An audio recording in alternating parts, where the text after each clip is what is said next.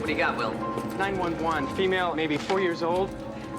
Severe respiratory distress. Asthmatic? Don't know. She's got a hell of a fever, 105.6. All right, let's get her an exam 1. Anyone with her? Her mother should be right behind us. Hey, get an ambu bag and start the O2. Count. 1, 2, 3. Where's she? Where's Wendy? Where'd they take Are you her? her mother? What are you doing with her? Where's Wendy? Hey, listen, my name is Dr. Travis, and your daughter is right in there. She's receiving emergency breathing care, okay? I want to be with her. I know. Who's your attending physician? What? Your regular doctor. I don't know. They changed it. I think it was Grossman. Grossman? No, it was something like that. Did you call him before you came in? No, I just called 911. There's not going to be any trouble, is there? I mean, I have my insurance. See, here's the card. It's Triax Multicare Incorporated. It's through my job. I know I'm covered. Okay. Dr. Travis, Be right with you. could I have a word with you now? Miss Pearson, you can bother me about administrative paperwork later. Right now, I have a patient in respiratory distress. You can't just go on. What? It's a 911 call, no attending physician on record. What does that have to do with anything? She's signed with an HMO. We need pre-authorization from them before we can treat the child. We can't even go beyond emergency breathing care without their approval. I am the physician in charge of the ER, right? I know, but you have to make the call. I have to call them? Stop wasting time and make the call now. I tell you what, you get them on the phone and I'll talk. Right now, a little girl needs my help. So your gunshot victim hasn't told you anything yet? The doctors in ICU say he'll probably never regain consciousness, but I gotta stick around just in case. In that case, I'll buy you a cup of coffee. So I paged you. It has been more than 2 hours since I called. Now, I've got a patient here. Sorry, sir. I have already left a message on the voicemail. Now, if you'll just be patient. No, I'm not gonna wait. Now, you put on one of your damn managed doctors now, or I will be calling every 10 minutes until I speak to one. What's wrong, Jesse? I've got a patient in there, a 4-year-old girl, but Betty here says that I cannot continue Simple treatment. administrative problem. It's been 2 hours. The procedure is very clear. The patient is no longer in a life or death situation. Let me be the judge of that. I'll have to owe you that coffee. Put it on my ledger. What do you got? When she arrived, she was febrile and cyanotic. We put her on O2 and bronchodilators. She was brought in at 11:10? Yeah. Well, hell with it. Bring her in, admit her from ER, and start her on definitive treatment right away. Blood cultures, antibiotics, chest x-ray. Dr. Sloan, I'm sorry, we can't do that. The patient is signed with Triax Multi-Health, Inc. We have to have permission to treat. Let's have a look at it.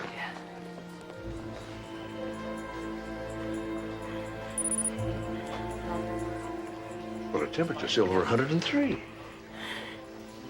Maybe she has a secondary infection. Could be another septic focus that's going into bronchospasm. Excuse me. She's my little girl. I'm her mother. Please, doctor, do something. Do something. I've got Dr. Holbein, the MD from Triax Multi-Health, Inc. Let's see if we can clear this up.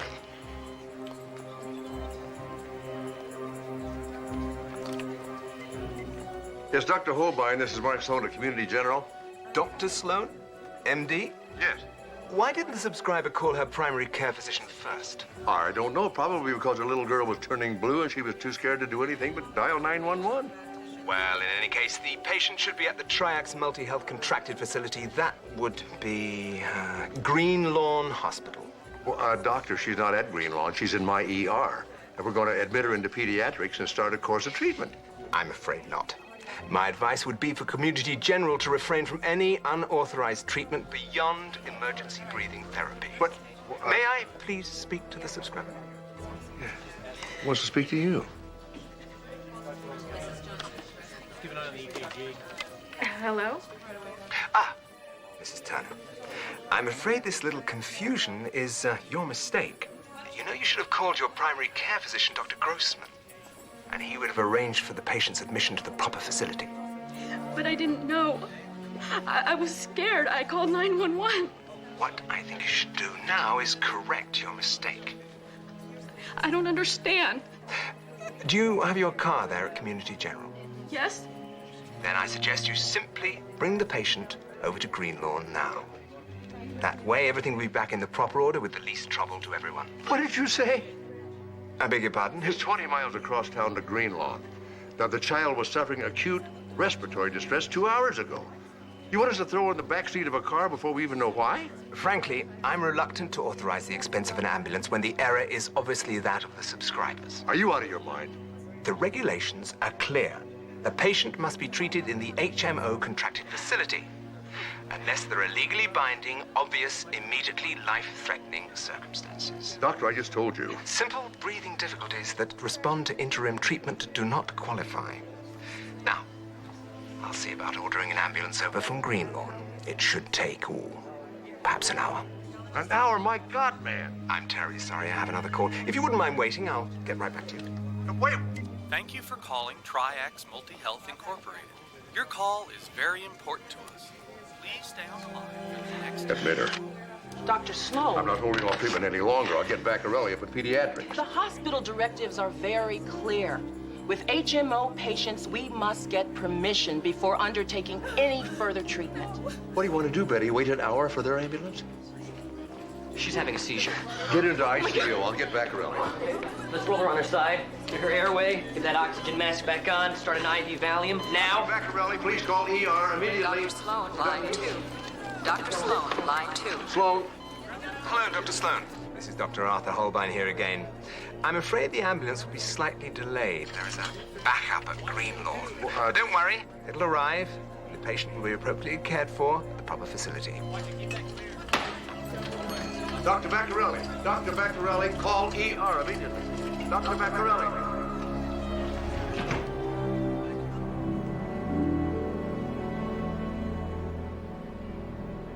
I don't know. I find that hard to believe. What exactly don't you know? Those phone calls. Betty, when I was a young intern, if you were sick, you were taken care of. If you had money, you paid, and if you didn't, you were a charity case. Well, I remember I served 3-4 years in a free clinic for the poor. Down by the docks. It was a very poor neighborhood. Mostly condos now. do you remember how long someone had to wait to be seen in a clinic like that? I do. I grew up in a very poor family. My father was a pants presser when he could get the work. Health insurance. We couldn't afford an aspirin. I think, Dr. Sloan, your memories of those days are a bit skewed. In those days, if you were poor, you might not be treated at all. I remember my Aunt Sophie dying of pneumonia, all alone in her room. There's something to be said for today. Medicare, Medicaid, HMOs, managed care. They are a lot better than nothing.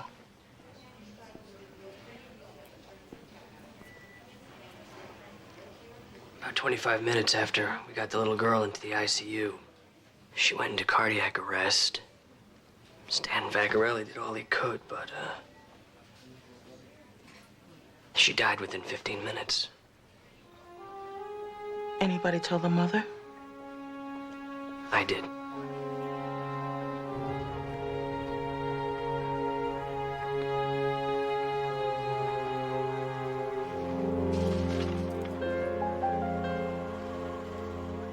I don't believe it. 4 hours. 4 hours since she came in here, and the ambulance from Greenlawn just arrived. Mark, there's no way of knowing if we had admitted the child any sooner, if we could have saved her. We did the right thing. We had no choice. We had to follow the protocol.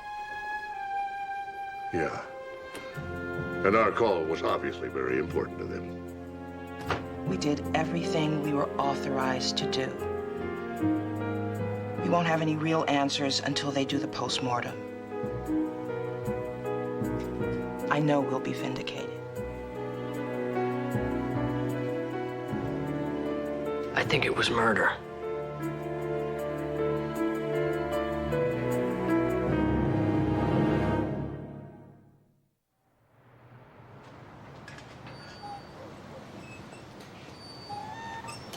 Dr. Sloan. Yeah. Melvin Pinter, attorney at law. I got your name from Mrs. Andrea Turner. What are you doing at my house? I'm representing Mrs. Turner in a suit for damages involving the death of her daughter, Wendy. I haven't heard about anything like that. Nobody has. What I mean to say is the case hasn't actually been filed yet, which is why I wanted to talk with you.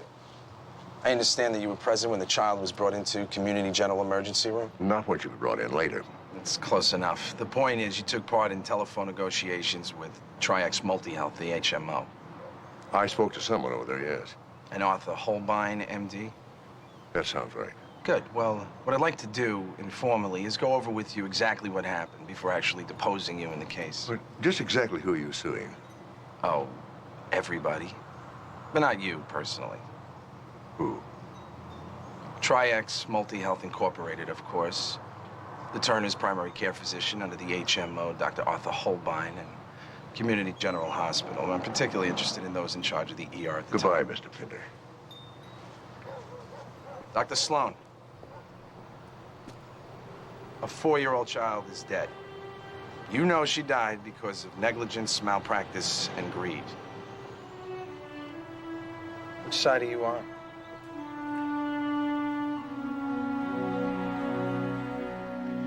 Was he killed with an 8-inch Phillips screwdriver or not? You know, he could have been killed by a long-range X-ray beam from a flying saucer, but I won't know until I can complete my autopsy, which I can't do with you hovering and pestering me. Come on, Amanda. It was sticking out of his chest. I've got a witness and I've got the weapon. What's the mystery? Amanda? I'm sorry, were you in the middle of something? No, this gentleman was just looking for a spot for his screwdriver. Don't ask. Oh. Listen, do you remember doing an autopsy on a 4-year-old girl about 3 weeks ago? Yeah, that was Wendy Turner. Right. You remember the postmortem findings?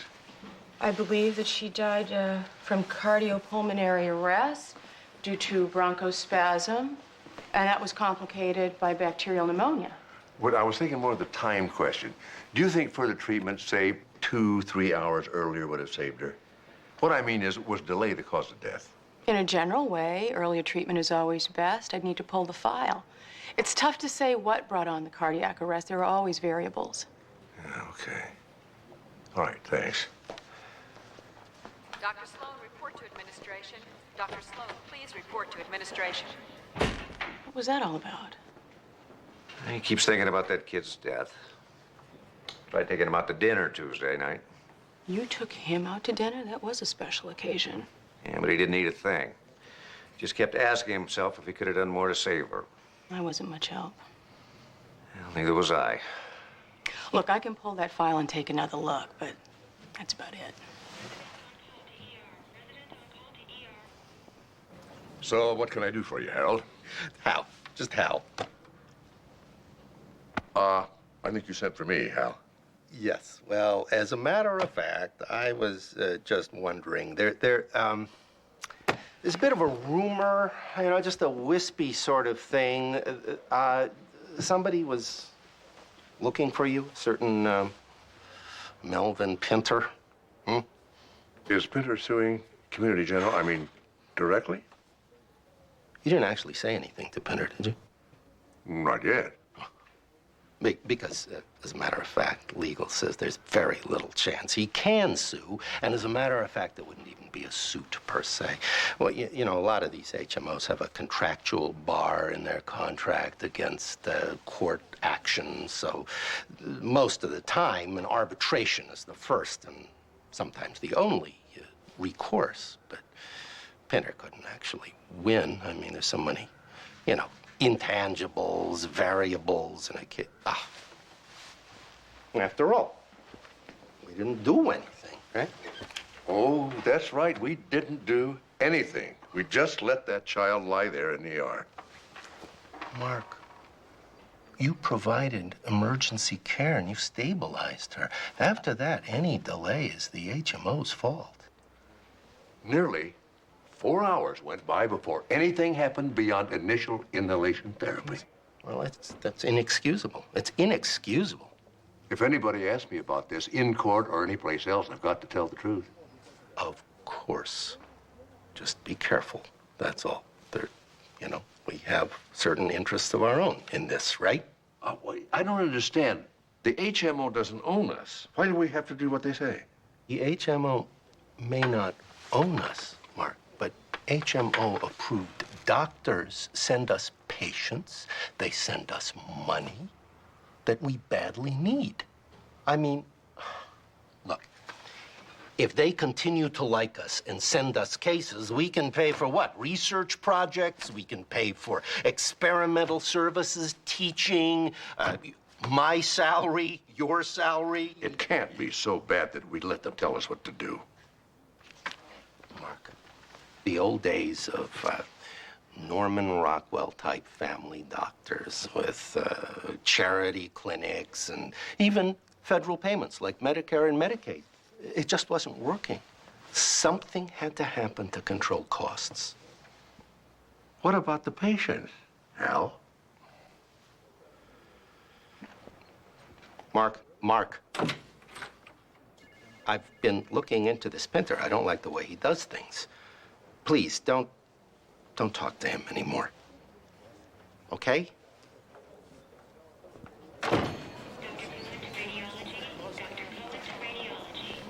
Dr. Sloan, Hi, Nancy. Something wrong? I need a minute. In private.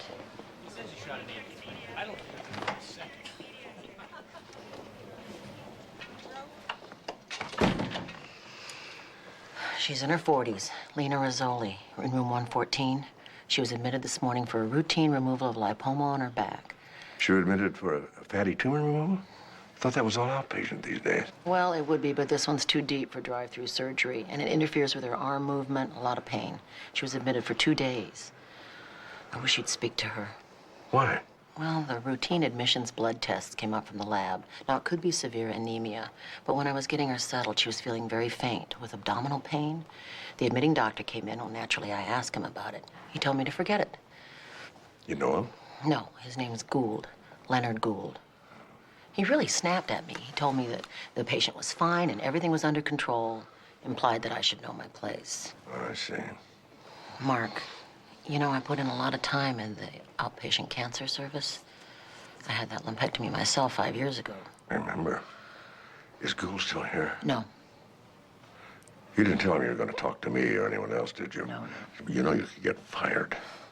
It doesn't matter. The woman needs our help. You know, I wouldn't ask anybody else. Well, I wouldn't say yes to anybody else either. Well, let's see. It must have been almost a year ago.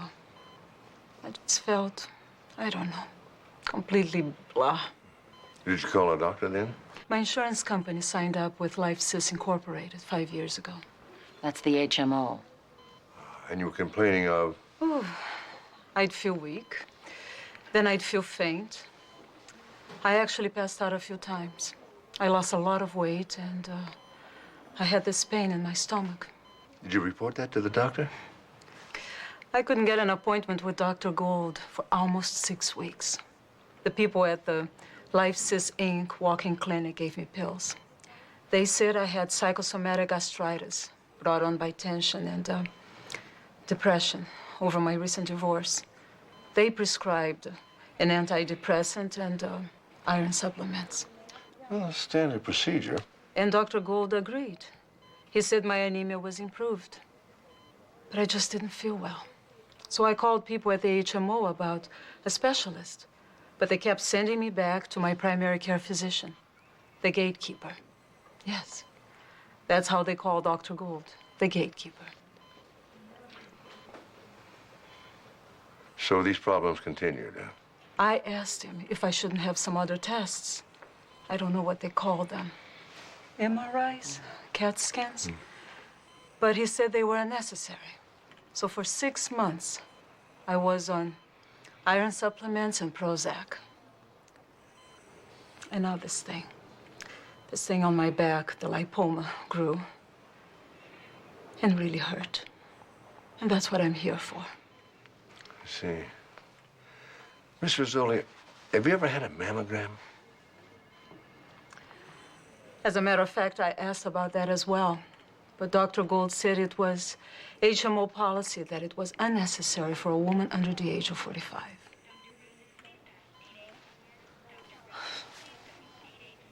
With all those presenting symptoms, it's hard to understand how a doctor could treat someone for that long and not order any further tests. Capitation. You're talking about Rizzoli, Nancy's patient? It's okay. I told her. What does capitation have to do with Lena Rizzoli? LifeSys Inc. is like other HMOs. They pay doctors so much per month per patient, $15, $20 per head. Capitation. If the doctor orders tests, medication, anything over the $20, it comes out of his own pocket. To stop doctors from doing unnecessary procedures. That's the theory. It sounds like rationing of medical care to me. Point is, anyone who stays well is a profit. Anyone who requires treatment is a loss. And further tests on Lena Rizzoli would definitely be a loss. How could a doctor deny care simply because of a few dollars profit or loss? I love you, Dr. Sloan. You are a sweet breath of innocence in a bottom-line world. Some HMOs offer big bonuses to doctors who have a reputation of keeping the costs down. You've heard of the gag rules. A doctor is prohibited from even mentioning to a patient any treatment that the HMOs won't authorize. I thought that state and federal regulations pretty well took care of that. Technically. Is there any chance that Gould can still order those tests? I mean, she is his patient. I don't think so. When I suggested it, he blew up. He pointed out that an RN is not in a position to lecture an MD. Threatened me with strong disciplinary action. But she needs those tests. The protocol is clear. Permission for any procedure has to come from the primary care physician. And that means LifeSys Inc. What are we gonna do? We do exactly what we did in the case of Wendy Turner. And if Lena Rizzoli dies, that'll be murder too. Not this time.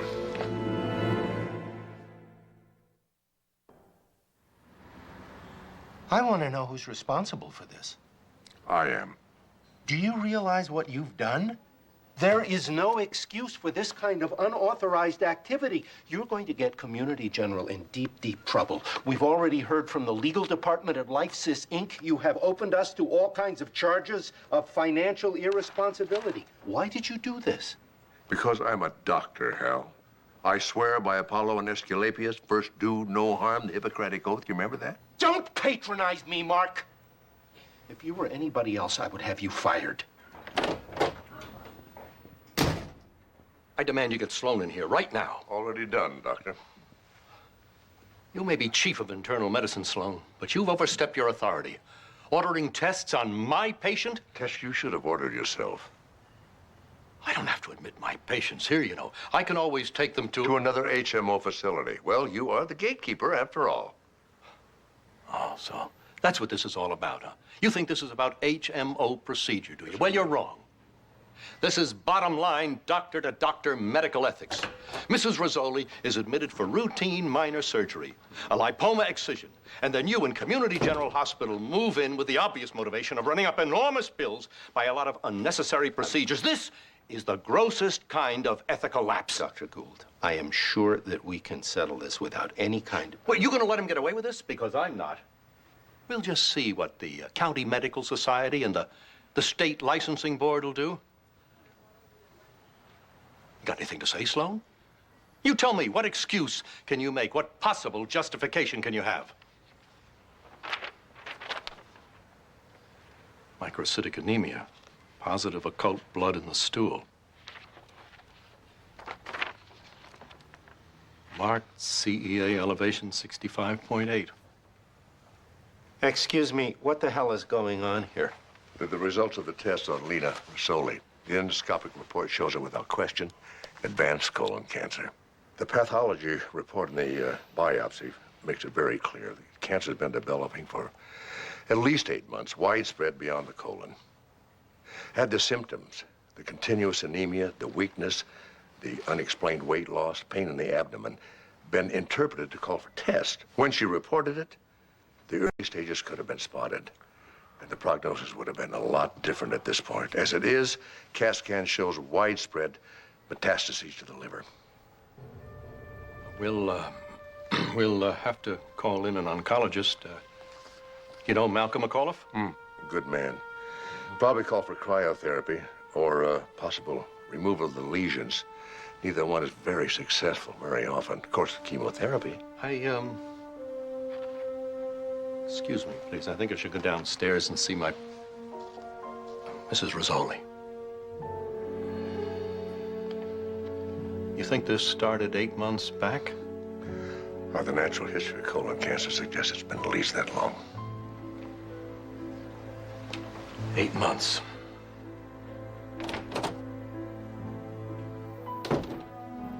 How long has she got? Well, I'm no specialist, Hal. 6 months a year. Well, talk to McAuliffe. See what you can do for her.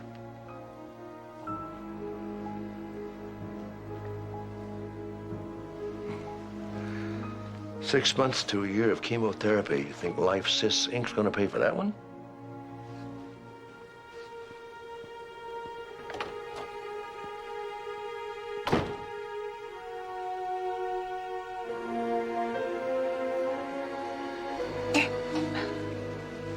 It's all right. You'll be okay now. It's the chemo. There's always some nausea. 3 days. She's under pretty heavy sedation. Dr. Sloan. Yes. How you feeling? Any better? I thought it was Dr. Gould. He came to see me. I actually sort of laughed. I was thinking, where were you 8 months ago? And it might have done some good. Dr. McAuliffe is doing everything that should be done. I know. Dr. Gould said he was sorry. He apologized. I didn't have the strength to feel anything particular. I told him I forgave him. Isn't that silly? Forgave him. What difference does it make?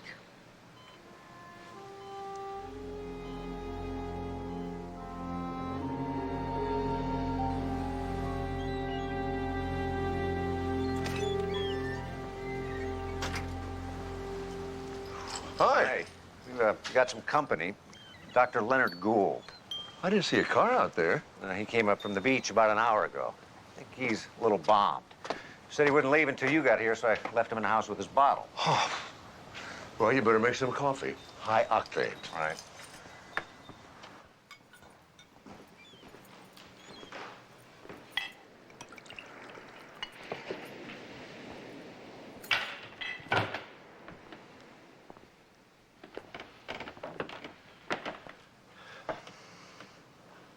Dr. Gould.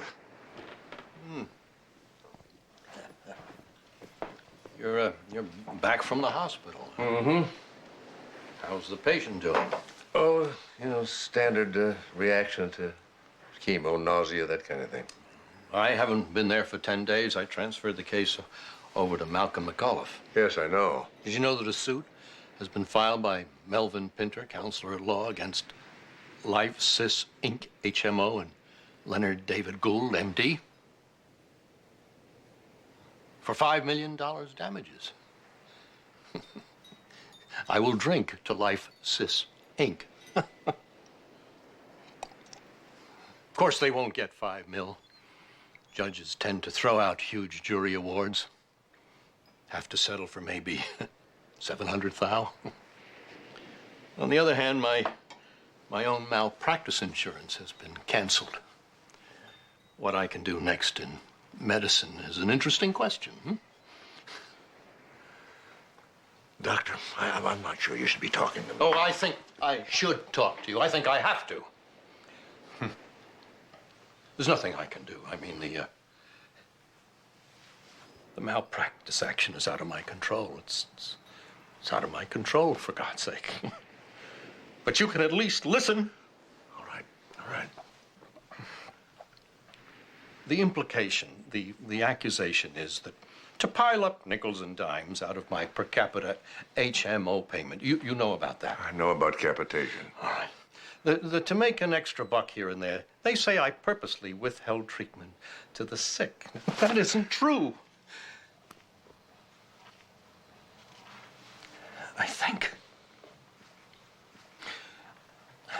I mean, take managed care, and I did. You have to look at the social gains, the economic necessity. See, the point is, without it, there's waste, terrible waste. Now, in the old days, unnecessary treatment was the way a lot of doctors made their money, right? Right. Well, probably. In some cases, a few of those. Oh, you're romantic, Dr. Sloan. You know it's true. We have to control costs, make sure nobody is misusing our resources. Otherwise, the world's best healthcare system will destroy itself. Doctor, past abuses are no justification for inexcusable actions in the present. Look, don't you think this is enough for now? No. You've got to understand. I will not believe that a payment system geared to keeping services down would have influenced my medical judgment. I refuse to believe that I would let myself be used to increase some corporate profit margin. Doctor, I don't pretend to understand your motivations, financially or psychologically or any other way. All I know is the treatment was denied. Lena Rizzoli has 6 months to a year.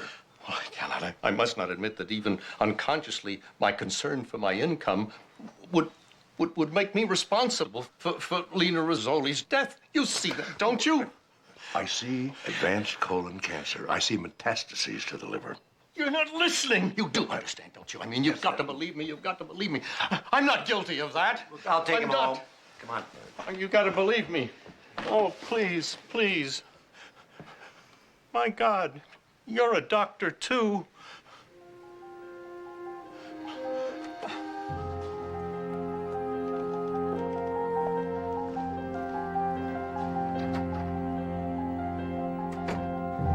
Okay, continue the Fortaz 1 gram Q8H. Charge nurse to 5th floor nurses station. Charge nurse to 5th floor nurses station. Mark, I knew you were working today. actually, I came by to say goodbye. I've been fired. Nancy, you knew you were risking your job when you questioned Gould's diagnosis and came to me. That's only part of it. I think they also found out I'm the one that tipped off Melvin Pinter. It's a good thing they can only fire me once. Let me talk to Mr. Lomax. No, please, there's no point. In fact, they're offering me a reference and 6 months severance pay. They're buying you off. Oh, I'll let them. I don't regret what I did, but they might. I got an offer to teach in a nursing school. I like the idea of unleashing a few Nancy Rushes on the Lomaxes of this world. Oh, we're gonna miss you. I'll miss you.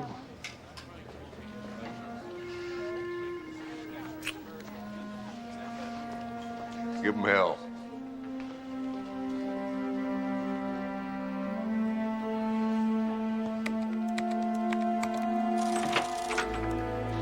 I'm sorry, Mr. Lomax. I tried to stop him. Why are you firing Nancy Rush? She broke protocol. Come on, Hal. On top of which, LifeSys Inc. became aware that she was instrumental in Melvin Pinter's malpractice suit against them. They made it clear she had to go. Why? Because they wouldn't like us anymore? You know, you are not sitting in this chair, Mark. There are some very large issues involved here. For one thing, payment on 6 months to 1 year of chemotherapy and other treatments in the Rizzoli case, probably in the neighborhood of $250,000 or more. And I'm not even sure that LifeSys will pay. Well, they won't like it even if they do. You know what the HMOs say, a quick death is a cheap death. There are legitimate financial issues here, Mark.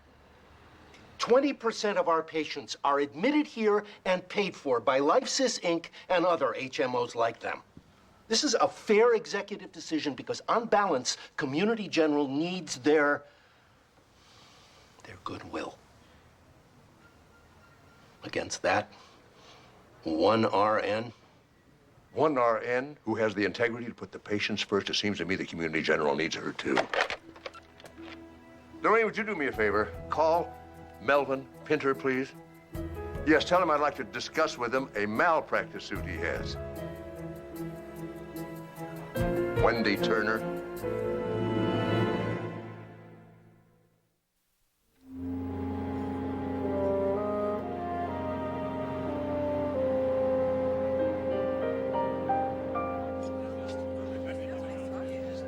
You know, they sent out to the farmer's market for the locks. No thanks. Very fancy law firm.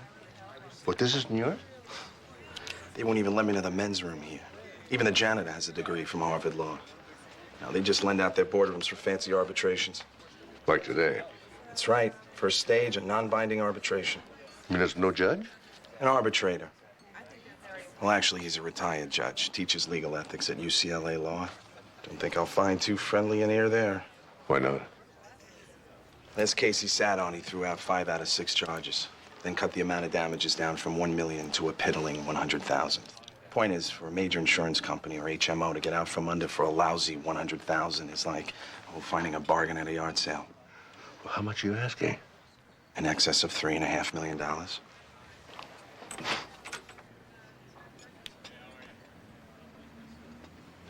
Stay away from the onions.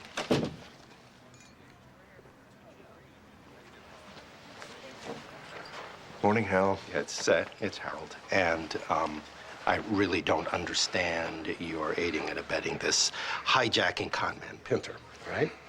So far, I haven't noticed he's been responsible for anybody's death.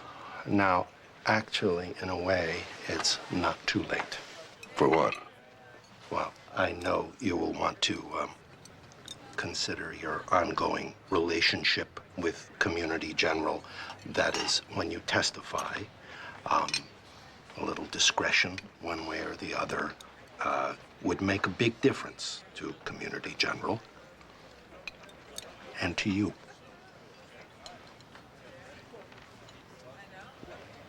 Now, Dr. Travis, I just want to get this clear.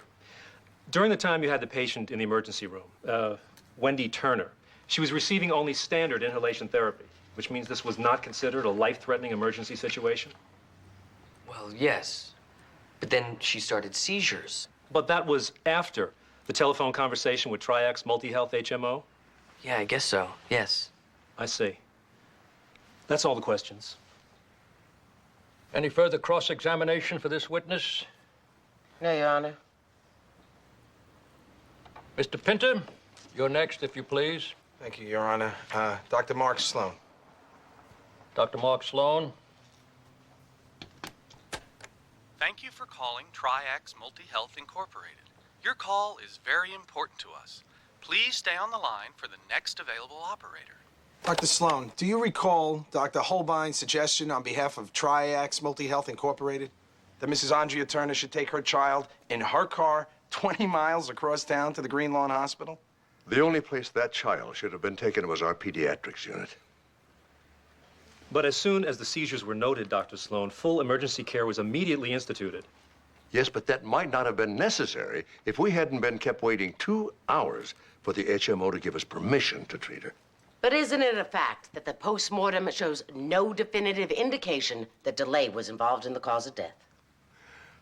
Common medical practice in the handling of emergency situations calls for the quickest possible treatment, not pointless delays. Any further cross-examination for Dr. Sloan? No, Your Honor. No. Dr. Sloan, you're excused. Your Honor, I wonder if I might say just a few words. I object, Your Honor. Your Honor, You're Your not Honor, gonna feel, let him please. talk. Please, Your Honor, this is not a forum for personal opinion. No, it's not. It's an arbitration. My arbitration. And I'll decide who talks and who doesn't. Now, Dr. Sloan, you've been sitting in that chair for the past hour, and it seems like you've been a little bit uneasy. And I, for one, would like to know why. Thank you.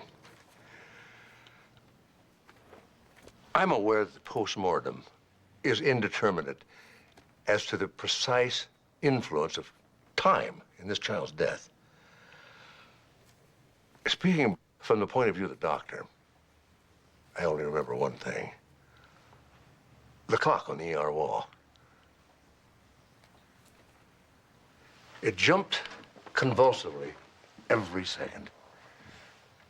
Jump. Jump. Jump. I can remember the weight of the wristwatch every time I looked at it. It was 4 hours before that ambulance would arrive from Green Lawn. For that, my profession has no excuse. The key to proper delivery of medical services has only to do with the patient's needs. The patient's needs. The profits of a corporation, the rise and fall of its stock in the market, all of the vast economic problems which have erupted out of the mountain of demands and expectations, they're all secondary to the actions of the doctor, the nurse, the clinic, the hospital, and most important to those in danger, in pain, at risk. No hospital is the equivalent of a factory or a bank or a supermarket. I'm no expert on who's legally responsible here. You're lawyers. That's your ballgame. The minutes that Dr. Travis and I spent on the telephone arguing with a computer, playing elevator music, arguing business regulations as to who had claim to the patient's billing and control. All that was a violation of my oath. Those minutes belong to that little girl. Then tell me, Dr. Sloan, who is responsible for Wendy Turner's death? The HMO. Triax Multi-Health, Inc. The doctor in their office. The administrative regulations enforced at Community General Hospital. And me.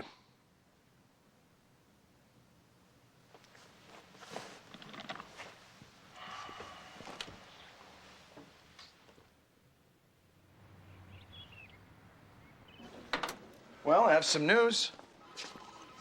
The ruling came down this morning. How'd it go? Told you I was afraid of Judge Kesey. First off, the claims against the hospital have been thrown out. That ought to make you happy, Dr. Sloan. Not very. Second, the judge is proposing a settlement. What kind? The companies, the insurance, and the HMOs have agreed to pay, but they don't have to accept any blame for any wrongdoing. They're guilty of nothing. Exactly how much is this settlement? $200,000. How does Mrs. Turner feel about it? She's not very happy. Not because of the money. I mean, that doesn't really matter to her. But Triax Multi-Health Incorporated gets off without acknowledging their guilt in Wendy's death. So you think they won? Is that it? In a way. Remember what I told you? To a billion-dollar corporation, a few hundred grand is a cheap insurance premium to let them go on just the way they did before. How about you, Dr. Sloan? Have you got any backlash from the hospital because of your testimony? Oh, no, not yet. It's much easier to get rid of a registered nurse who doesn't have a term contract. Although Lomax has stopped asking me to call him Hal. You all right, Dad? Yeah, I'm fine. At least it's over. This case. But there'll be others. Lena Rizzoli. Oh, now that one should be easy. Of course, I'll probably have to subpoena you, Dr. Sloan. But at least the hospital's in the clear. That's great for the lawyers and the hospitals. But what about the people who practice medicine? I mean, what's the point of becoming a doctor if I can't be a doctor? If some corporation is going to tell me who I can treat and how to treat them? Jesse, there's only one rule that applies to what we do, and it hasn't changed in the last 2,000 years, no matter how much the practice of medicine has. First, do no harm. Even though they're not making it easy for us.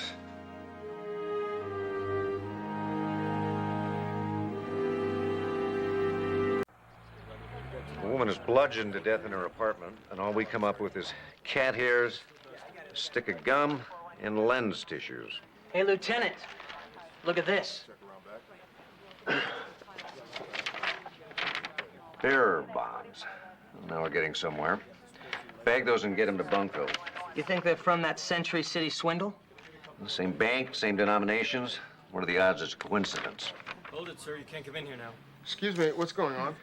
Lieutenant? I'm Lieutenant Sloan. Can I help you?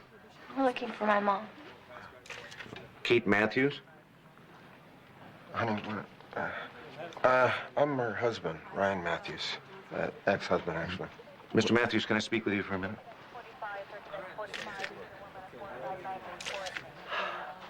I'm sorry, Mr. Matthews, but I'm afraid your wife was murdered last night.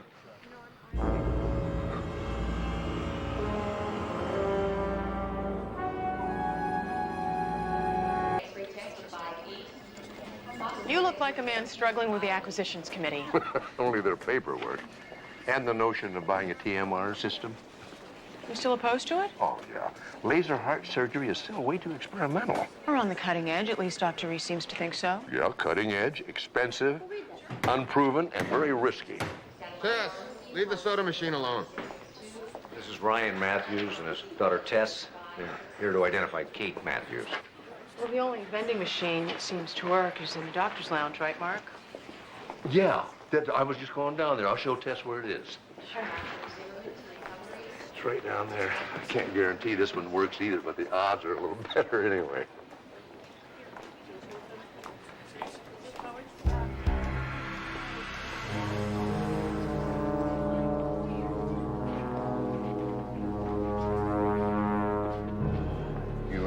Sure you're ready for this?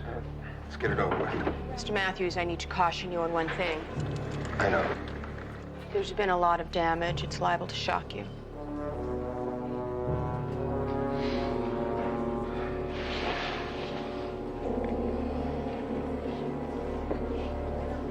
Oh, my God. Oh, that's okay. I've got my own money. Well, I just thought I'd... You know, if you want to flip for it, why don't we make it interesting? Double or nothing, loser buys winner a soda and a candy bar. Tails. Okay, so I'm buying you a soda and a candy bar. I'll give you another chance. Let's flip for a soda, a candy bar, and a bag of chips. If you don't mind, I think I'll quit while I'm behind. Thank you.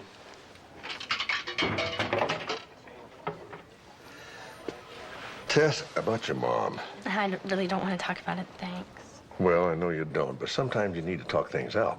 No, I don't. You see, Dr. Sloan, it's no news that my mom's dead. My dad told me she died in a car wreck when I was a kid, so I'm pretty much used to the idea. Start getting unused to it, kiddo. Whoever that is in the morgue, she's not your mom. The victim was your wife's friend, Emily. Never heard of her. Last week, Kate showed up in Smithfield, Utah, where I was working as a security guard.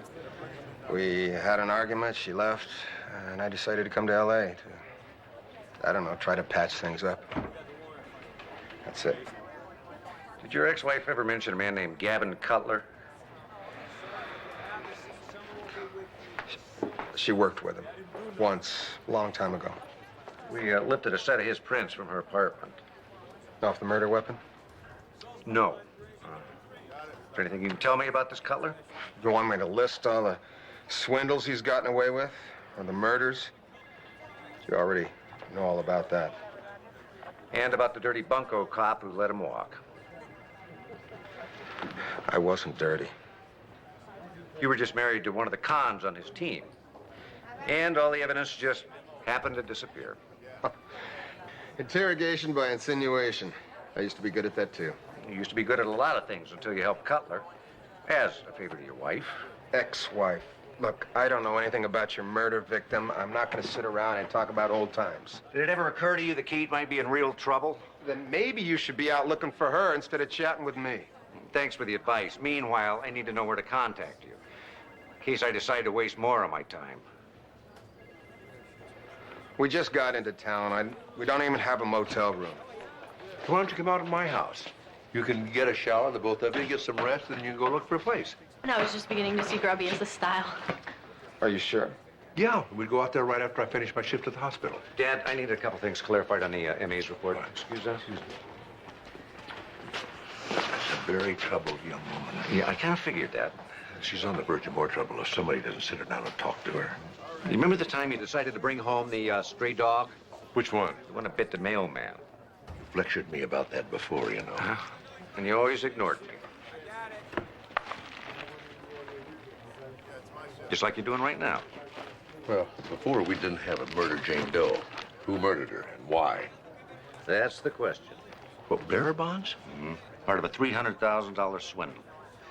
But I don't think Ryan and Tess had anything to do with it. Oh, no. Nor the murder of Jane Doe, either. You know, they could be the key to helping us solve it, though. Thanks. Head.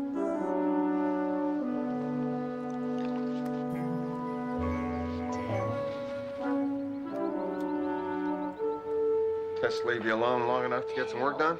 Oh, sure. As a matter of fact, I enjoyed the diversion. This stuff's overwhelming. You being audited? No, I wish I were, but this is worse than the IRS. We're talking TMR here. TMR? Transmyocardial revascularization. It's an experimental treatment. They use lasers to cut little narrow channels right through to the heart muscle, you know, past any occluded or blocked arteries. And it allows the ischemic areas of the heart to be bathed in oxygenated blood. I lost you, didn't I? Oh, not at all. I'm the only member of my family that didn't become a doctor. Really? Dr. Sloan. Yeah, he's right here. Somebody for you. Something about a job. This is Ryan Matthews. And this is Gavin Cutler. Maybe you remember me. Sure, I remember you. I was just calling to say that if you want to see Kate again, alive, then you and I need to talk.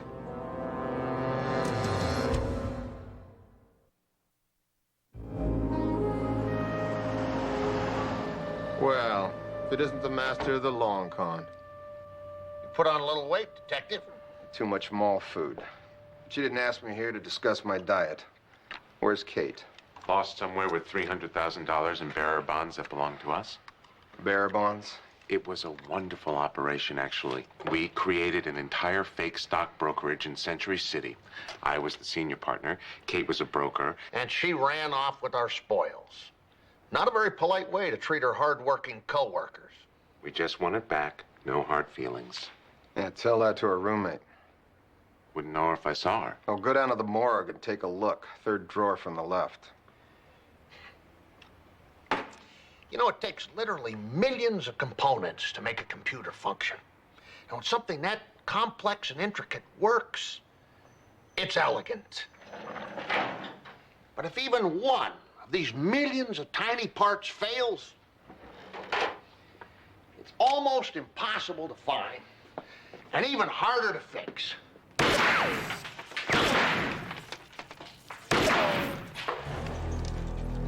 Sometimes it's just not worth it.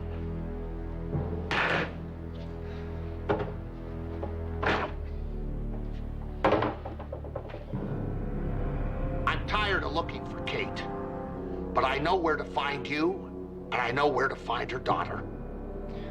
We have nothing to do with this.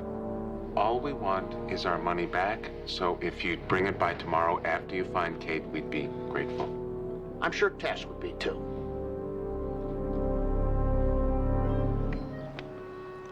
Heads. You can tell whether it's head or tails without even looking. Well, actually, my mom taught me how to do that when I was little.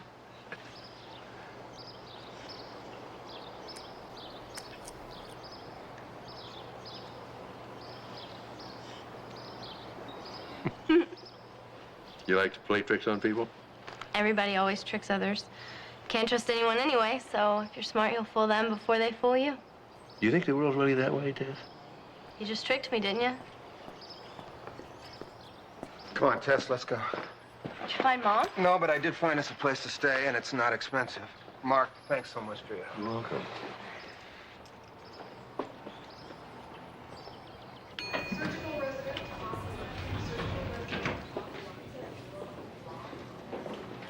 Okay, Dad. Do you want to tell me the truth? What is it? What's really happening? Your mom's gotten herself into a lot of trouble. And if we don't go back to Smithfield, we'll be in it too. No. I'm not going. Tess, she's on the run. She could be in Brazil by now. Last time we abandoned her, I didn't have a vote. This time I'm staying. I'm gonna help her. I tried that once too. And that's how I ended up as a shopping mall rent-a-cop. She's my mother. I can't walk out on her now. Dad, it's time to stop. Tess, I wouldn't even know where to begin looking. Well, maybe I do. Where did you get this? From Mom? Last week? Must have meant a lot to her, else she wouldn't have kept it so long. We spent every weekend at that cabin. A lot of years ago. Well, maybe that's where she is now.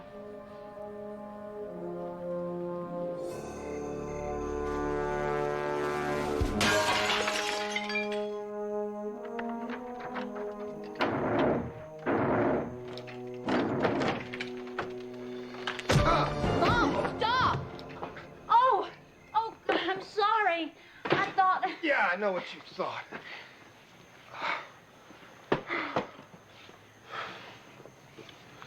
Oh, love what you've done with the place. Although the truly fashionable rat holes have shredded newspaper on the floor. You come all this way to criticize my decorating skills? We heard you were in trouble. I'm fine. I'll bet. Nothing like $300,000 to ease life's little troubles. The real bonds were in the briefcase when I left them at the drop for Cutler. Someone must have followed me and stole it.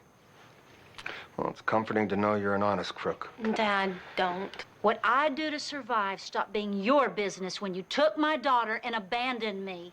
Well, it started up again when Cutler threatened us. Tess, I am so sorry. Look, we've had enough apologies. Just give me the bonds. I'll see to it that Cutler leaves us alone. All of us. I told you, I didn't steal those bonds. I'll make sure Cutler knows that it was just an innocent accident that you ended up with 300 grand of his money. Now hand it over so we can get on with our lives. Why do you believe Gavin Cutler over your own wife? Well, maybe it's because Gavin Cutler's never lied to me. Dad, stop it. Get out. I'm not leaving without you. Honey, I wish I could. Kate, look, we found you. So will they. None of us are safe. Then I'll just have to go talk to Gavin Cutler. You can't. To keep you safe, there's nothing I won't do.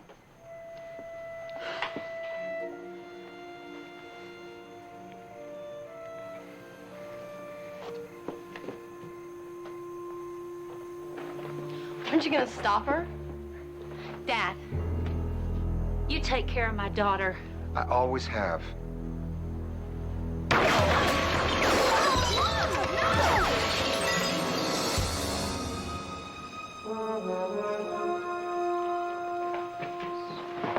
Mr. Matthews, I'm Dr. Travis. How is she?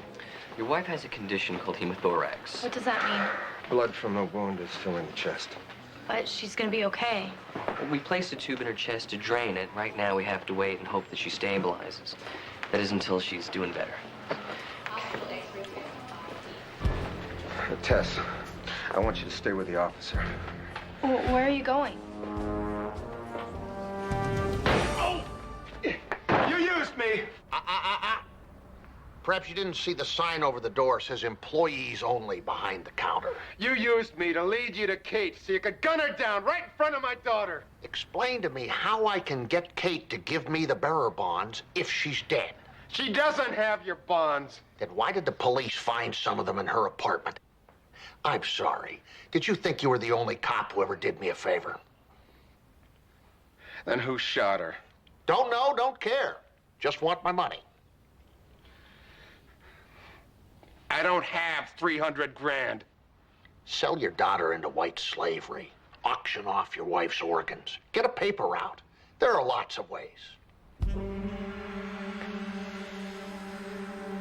Okay. I think I know how to get it. But I'll need your help. I know some doctors who are good for the money.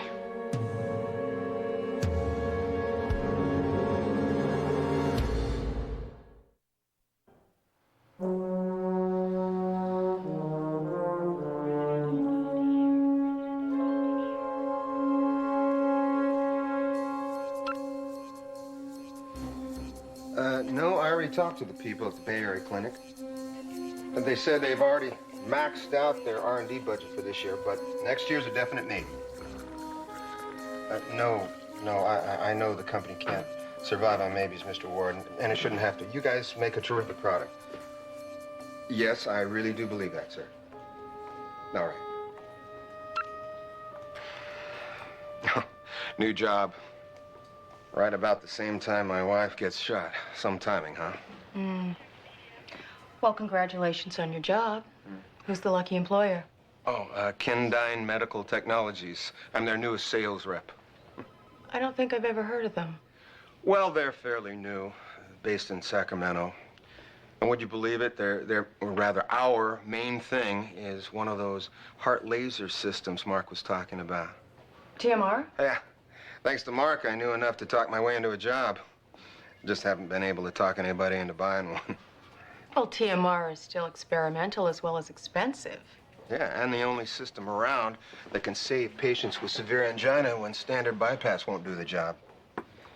Straight out of the brochure. Well, you sold me. Now all you have to do is convince the acquisitions committee. Hey, I'd be happy if I could just set up a presentation. Then maybe I could hold on to this job long enough to make a sale somewhere. Well, setting up a presentation shouldn't be all that difficult. Maybe I can help you lay down the groundwork.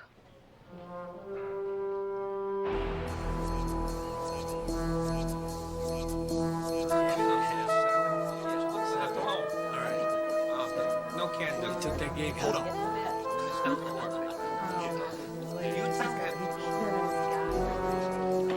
Next. Name's Morris Wheaton, formerly Dr. Morris Wheaton. I work with Ted McGill out of Dallas. What brings you to California? Well, it gets hot in Texas sometimes. And did you do anything else there besides sweat? I was in on the San Antonio MedTech deal. I was part of the crew that relieved Dallas Hills Hospital of its pension fund. I heard somebody died on that job. Yeah, bad planning. You know McGill, you know that happens. Are you up to date medically? Do you know about TMR? I may be defrocked, but I am current. Transmyocardial revascularization, an alternative treatment which utilizes a CO2-based laser. That's fine. Just show up and make sure you look like a rich heart surgeon. Next. Oh, no. Send him home. We don't need him. Back when I was working bunco, young Jake here ratted out all his pals on a 10 and 10 deal. It's nice having the inside track, isn't it? Jake, we've got nothing for you today. Thank you. Next, please. I'm Patrick Norton. Have you ever worked a long con? No, but I've done a lot of pigeon drops. Used to deal 3-card money in New York. You ever shilled on a health scam? Oh, lots of auto injuries. Practically invented the swoop and squat. How long you been smoking? 3rd grade. This guy's perfect. Okay, you gonna be all right. You tell me here, Mr. Norton. Well, it's just like last time, Doc. Feels like I got a semi parked on my chest. You've had this before? Angina, same pain in my jaw and my arm. I called my doctor. He's gonna send the paperwork over. Okay, good. Well, right now, why don't we see if we can't make you a little more comfortable? Right, coming through.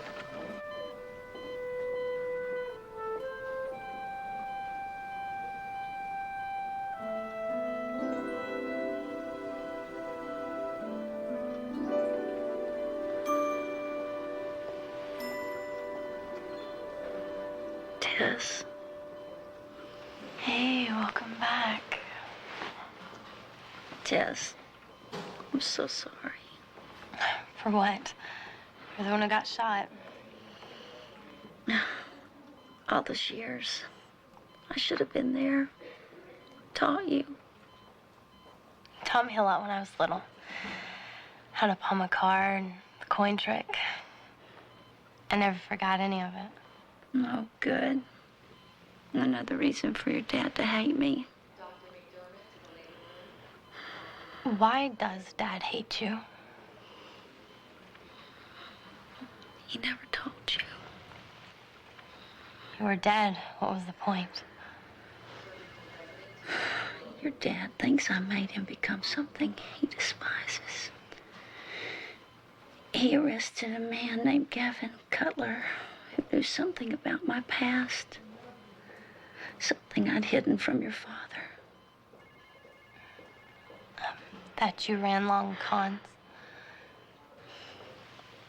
Nice to know I wasn't entirely forgotten, even though I was dead. Not by either of us. Cutler gave your dad a choice.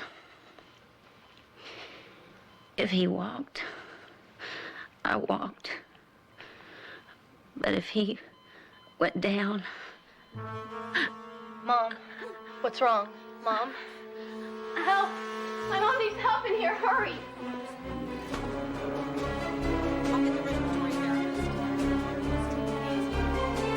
Let's get the oxygen.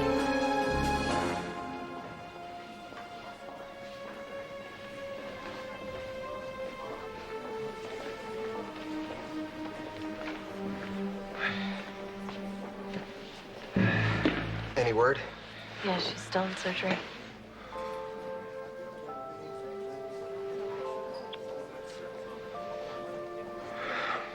Tess, I have to go. I have a meeting and...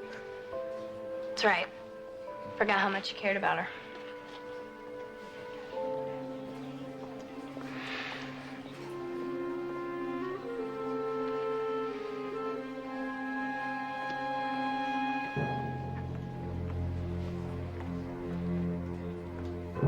With 300 workers in 5 facilities in 4 states, Kendine Medical Technologies has the TMR know-how to assist Community General in leading the way into the next century. And finally, let me assure you that your operating theaters, with our assistance, can be readily adapted to our system.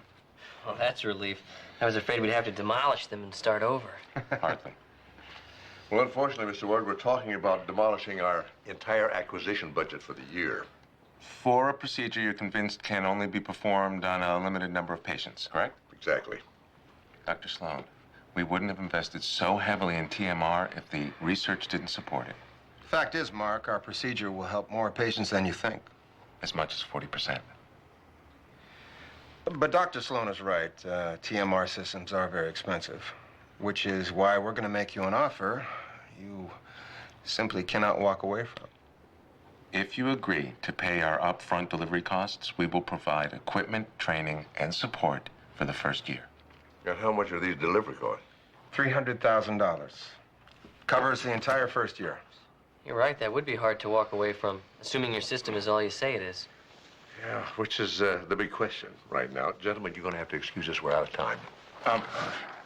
Dr. Sloan, honestly, if we could provide a demonstration. Would I be more comfortable investing in TMR? Yes, I would. We have a clinic in Sacramento that's up and running with our system. And your surgical staff? I'll be happy to provide you with their CVs and references, as a matter of fact, right now. Well, of course, we'd have to find a suitable candidate. You know, I admitted a guy yesterday. He'd be a perfect patient. Patrick Norton. He's in the cardiac unit. I'd like to have our staff surgeon, Dr. Wheaton, take a look at him. Yeah, I'll have him admitting, pull the files. Look, I hope I'm not being obstructive. No, but hospitals have limited funds, and you have to be careful. I understand, Dr. I hope you understand I have other duties besides the acquisition committee. Right. Very impressive presentation. Oh, thanks, Mark.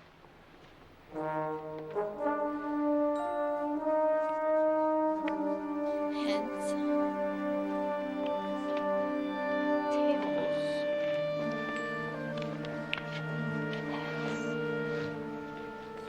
Tess, What? I just checked on your mom. If she was in serious trouble, we caught it in time. She's going to be fine. Good.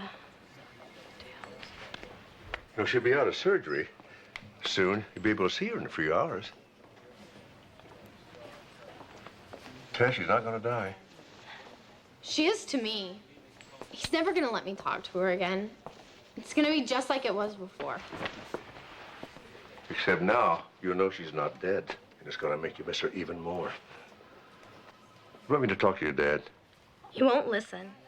Hates her so much. Blames her for losing his job or something.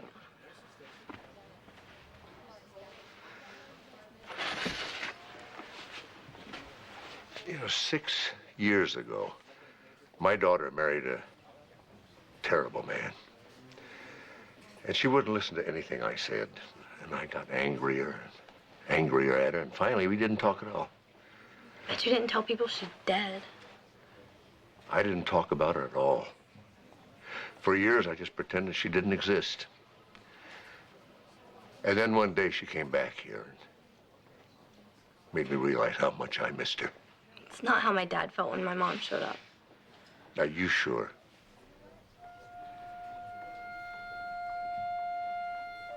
I didn't hate my daughter.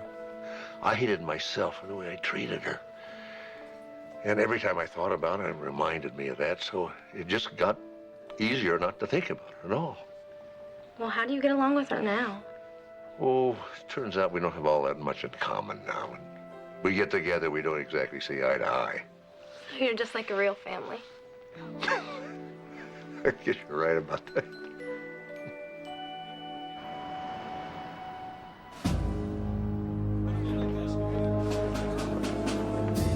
Are you Lieutenant Steve Sloan? That's me. FBI, Special Agent Ilona Odell. This is Agent Polk.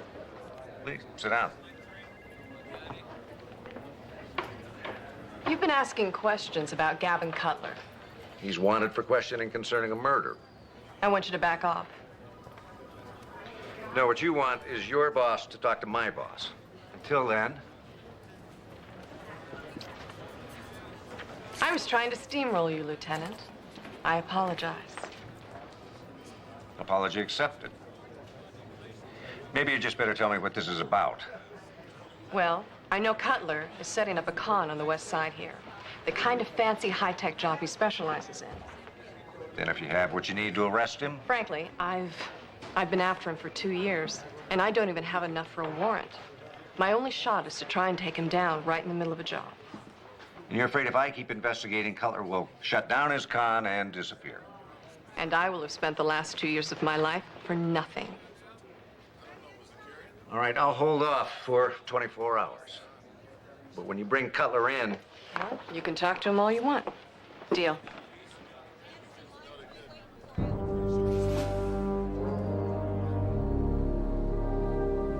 Well, thank you, Dr. Wahlberg. I appreciate you taking the time to speak with me.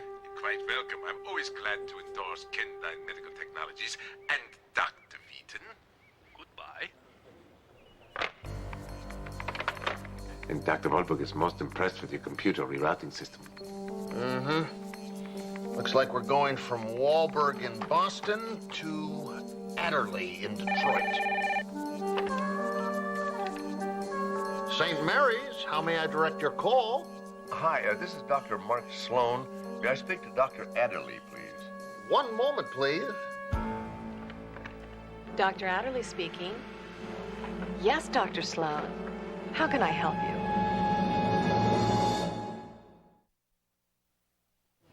I just want you to know the opportunity to work with you means a lot to Dr. Wheaton. I feel the same way. You know, everyone I talk to seems to love him. And your company, too. Oh, thanks. That's good to hear. Gentlemen, you must be Dr. Wheaton. Dr. Sloan, it is a pleasure, sir. And you know our patient, Patrick Norton? Miss Norton? Doctor. Shall we begin? Yes. No infarction. The abnormalities of the ischemic myocardium match the angiogram. Hey, guys, that better be good news. We certainly hope it is, Mr. Norton. Judging from your EKG and the physician's report. You think that this heart laser thing is my best chance? Well, Mr. Norton, you understand this procedure we're talking about is somewhat experimental. I understand that this is the best shot I got at being around for my grandson's next birthday. Where do I sign? All right, talk to you later. Here.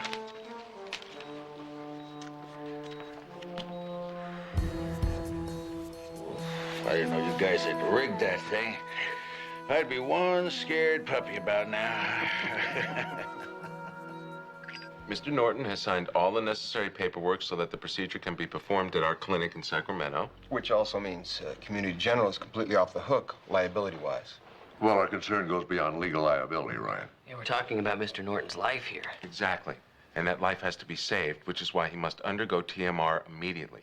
Dr. Wheaton will accompany him on the air ambulance tonight. Aren't we rushing things just a bit?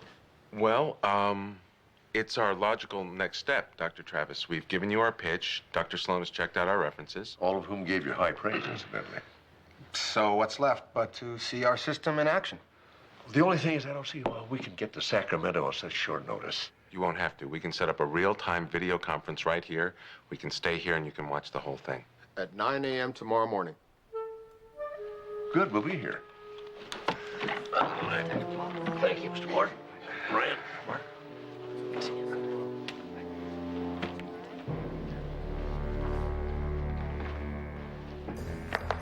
Want to go celebrate? You sound pretty positive. I know, when I've solved the scam. Scam. Don't let this become a problem. That man. You're helping him rip off Dr. Sloan and his friends? Tess, why don't you go find out how your mom's doing? I want to know what you're doing. Well, unfortunately, I don't want to talk about it right Well, now. I wonder why. For 5 years, all I've heard is lectures about what a bad person Mom is because she conned people. Now you're doing the same thing. Only Mom never ripped off her friends. Do you know who that man was? Some thug. He works for Gavin Cutler.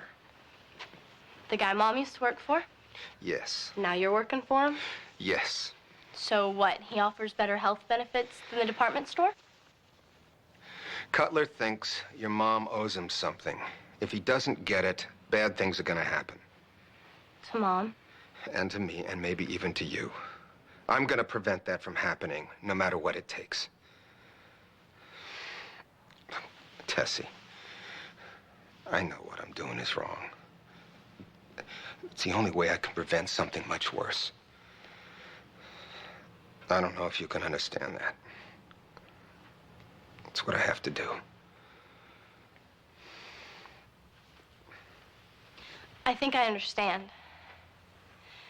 We're stuck in the middle of something, and there's no way out without doing something terrible. Exactly.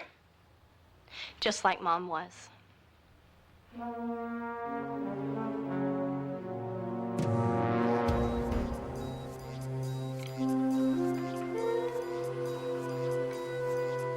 All right. How was that? Terrific, except you got behind the tape twice.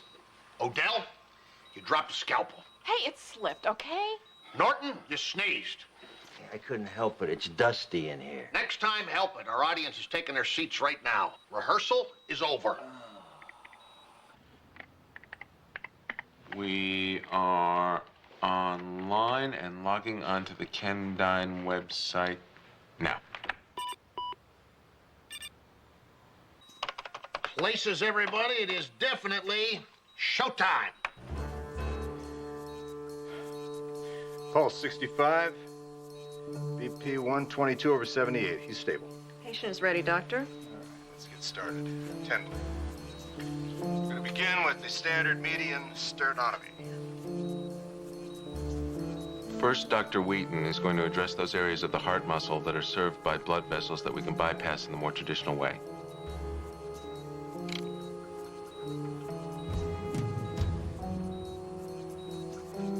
Now for the pre-recorded portion of our evening. Must have a little online static here. Okay. All right. Aorta's cross clamp. We're on bypass. Your team, that's good work. It has to be the fastest two-vessel bypass on record. Just wait. Once we reactivate the heart, the fun really begins. Clear. Power up. Power up. That's it. Looking good. Pulse 63. BP 110/65. All right, we're ready for phase 2. Goggles, please. Goggles. All eyes are protected, Doctor. Is the exposure good? Let's get him a little more relaxant. Laser, Doctor. All right, arm the laser. Laser is armed and ready to go.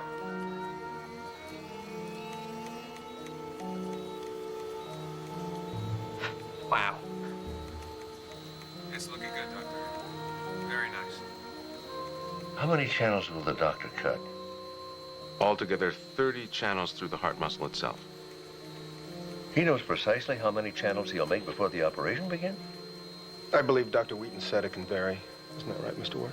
Oh, sure. Nobody knows exactly. Pulse is 63, BP.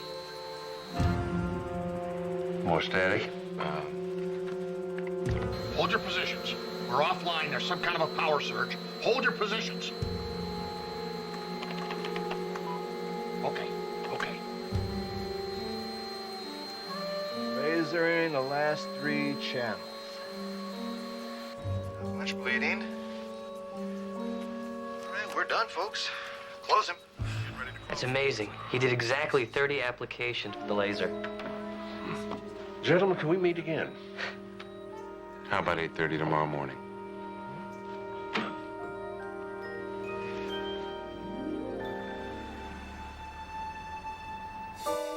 Look at that sinus rhythm. Amazing improvement. Almost as amazing as paperwork involved with every little detail in this hospital. Well, there is still one bit of paperwork. Yes, one little item here. The board has authorized me to present you with this cashier's check for $300,000. Thanks to you, gentlemen, the hospital is finally getting a TMR. Or as Dr. Travis puts it, finally stepping into the 21st century.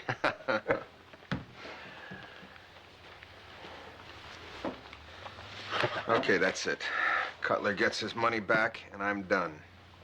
You're done when Cutler says you're done. If I were you, I'd go back to the shop and wait till Cutler tells you it's over. In my briefcase, I have one signed but worthless contract. And in my pocket, I have a cashier's check worth $300 grand. Beautiful. Well, you know where to bring it. I'll see you in an hour. Bye-bye.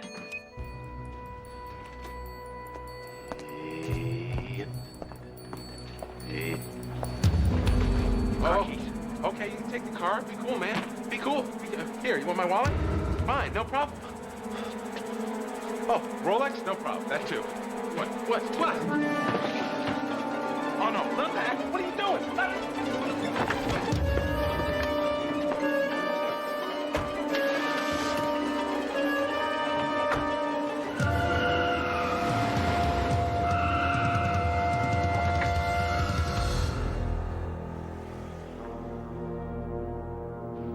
Nowadays, people do all their banking from home on their computers. When they bring their PCs in to be repaired, they're giving their account numbers, their balances, all their credit information to guys like me. And we get to bill them for it. Don't you love technology? Eddie should have been here an hour ago. Best front man I ever worked with. He'll show up. And if he doesn't, eventually I'll find him and kill him, and you'll owe me $600,000. Thanks for easing my mind. No problem.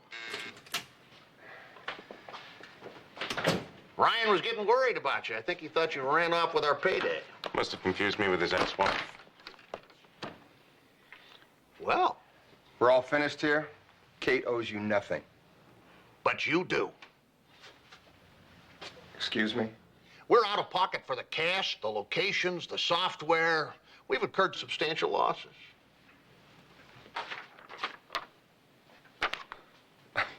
You expect me to come up with another 150,000? You've done it once. I'm sure you can do it again. Excuse me. Hello. I paid $300,000 for a TMR program. I'd like a refund. I can just take my money and be on my way, thanks.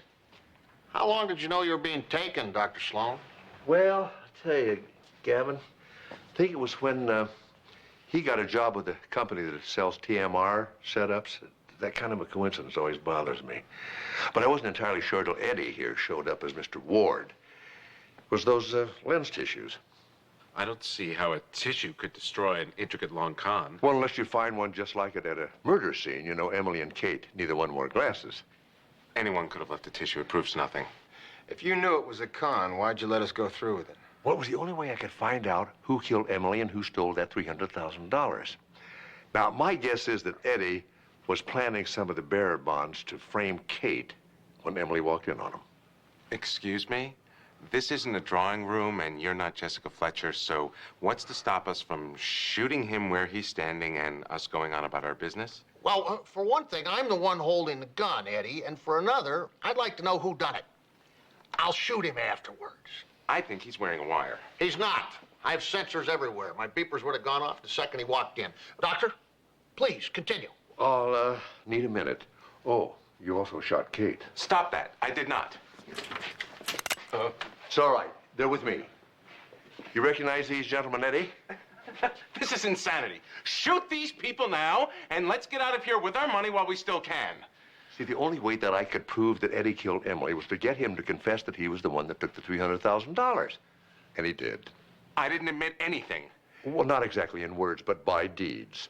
These gentlemen robbed Eddie out in the parking lot. They took his car and his wallet. And my Rolex. And his Rolex.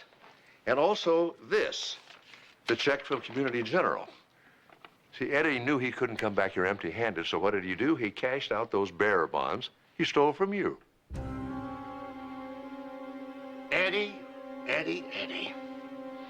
I love a whodunit. It's always such a surprise. Maybe this is a good time to mention that I'm a police officer. And this place is surrounded, and you're all under arrest. Thanks, I appreciate you letting me say that. Boy, you guys are slick. I love a good con. Thank you. Behind your back.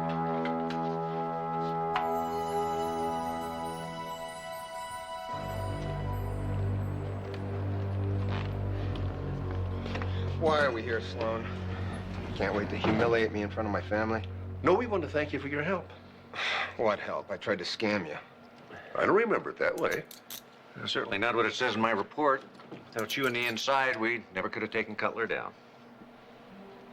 You know, Katie's decided to turn state's evidence against Cutler. I don't think he'll be bothering anybody for a long time. I don't understand. You had a gun to your head, Ryan. We know that. You didn't have any choice. Now you do.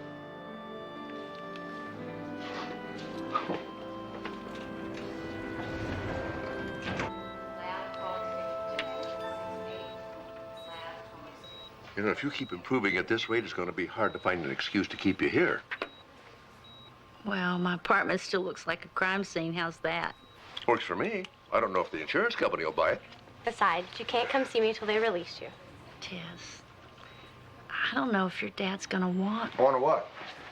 We were just talking about Mom coming to visit us. Maybe stay a while? Tess, I got a lot to do out here right now. Yeah, that's why I got you an open ticket.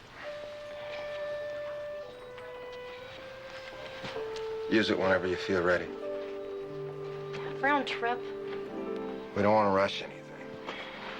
Besides, it's just good to know you still got a way home.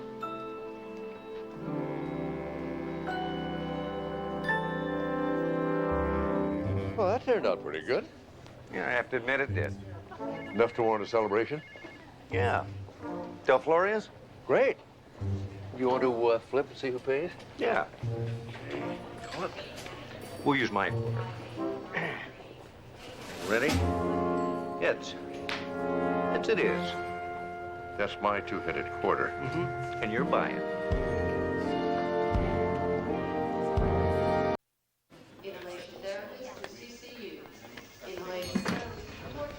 Hey, ready for lunch? Starving. What do you want to eat? I was thinking about the cafeteria. You don't want hospital food. What's wrong with the hospital? Yes, sorry.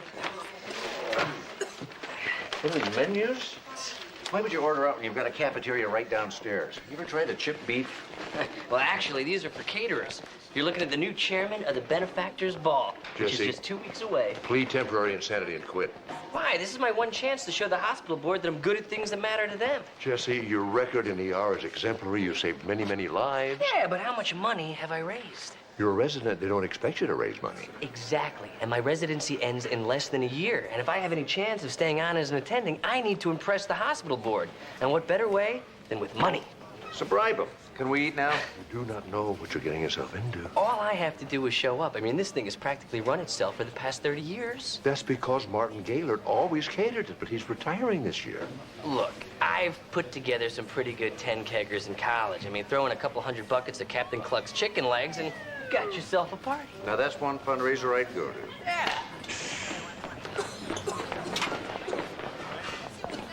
Sorry. What do you got? Oh, a charcoal grill blew up at a party. We got smoke inhalation, minor burns, cuts and bruises. Nothing serious. It's hard to breathe now. Oh, Mrs. Taggart, I am so sorry. We'll pay for everything. Just send all the hospital bills and the repair costs to me. Oh, and you're going to be fine. And don't worry about your wedding anniversary next month. It's on us. And don't worry about your son's bar mitzvah. Our gift, our treat. Oh, I'm ruined. Oh, it's not so bad, Mr. Andrews. Everyone loved the food until they were wearing it. Accidents happen, even to the best chefs. This was no accident. Excuse me, I couldn't help notice your badge. Are you a police officer? Well, I'd like to report a crime. My charcoal grill was sabotaged. Udon noodles were flying everywhere. Somebody could have been killed. I didn't know noodles were lethal. Well, they are if they're uncooked and flying off the grill at 80 miles an hour. Could I have your name, please? William Andrews, caterer. And this is not the first time a caterer's equipment has been tampered with lately. Someone is trying to sabotage all the caterers in this town, and I have a pretty good idea who.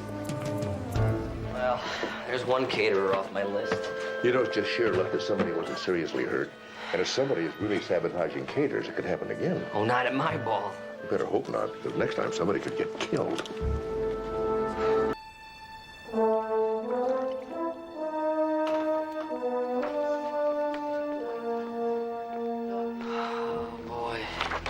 I'm in deep trouble. Jesse, what's the big deal? Just pick someone and walk away. Yo, this is the benefactor's ball. And you want it to be the most popular benefactor's ball in community general history. Of course I do. Okay, here's what you do. Send out the invitations, collect the donations, and cancel the ball. I think if people pay $500 a plate, they're gonna expect to see something on it. They expect to spend a fortune on an ugly dress or a rented tux so they can socialize with people that they've been trying to avoid all day long. Then they have to listen to boring speeches honoring someone everybody hates, yet they suck up to them for one reason or another. And then they have to wait 2 hours for the valets to find their cars.